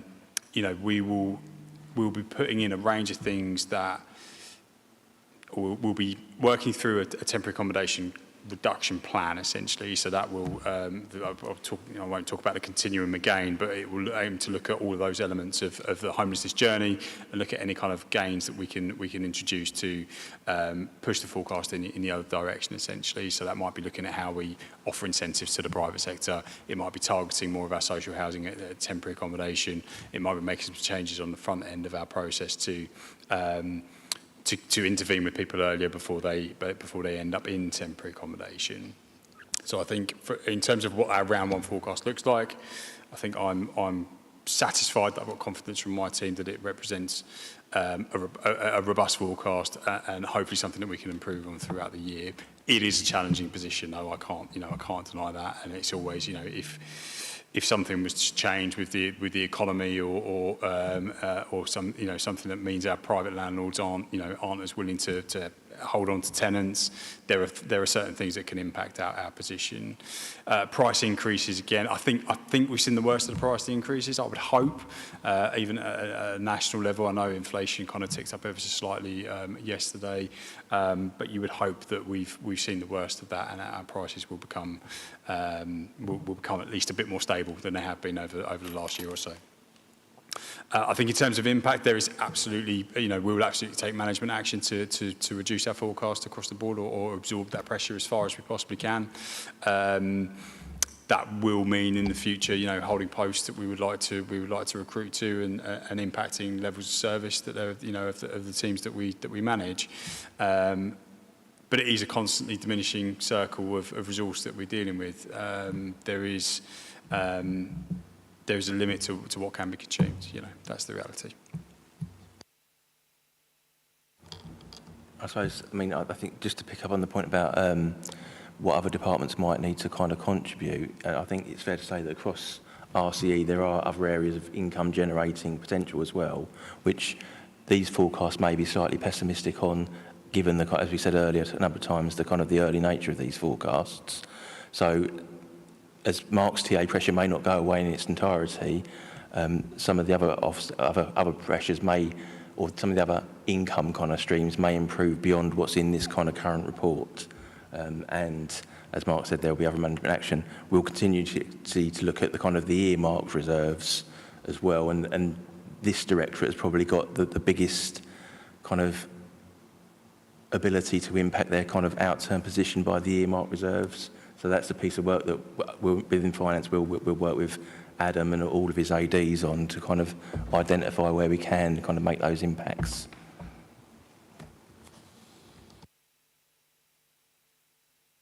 Cool.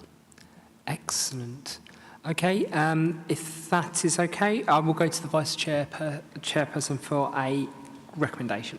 Thank you, Chair. You will note there is a change of one word on each recommendation, albeit a very important word.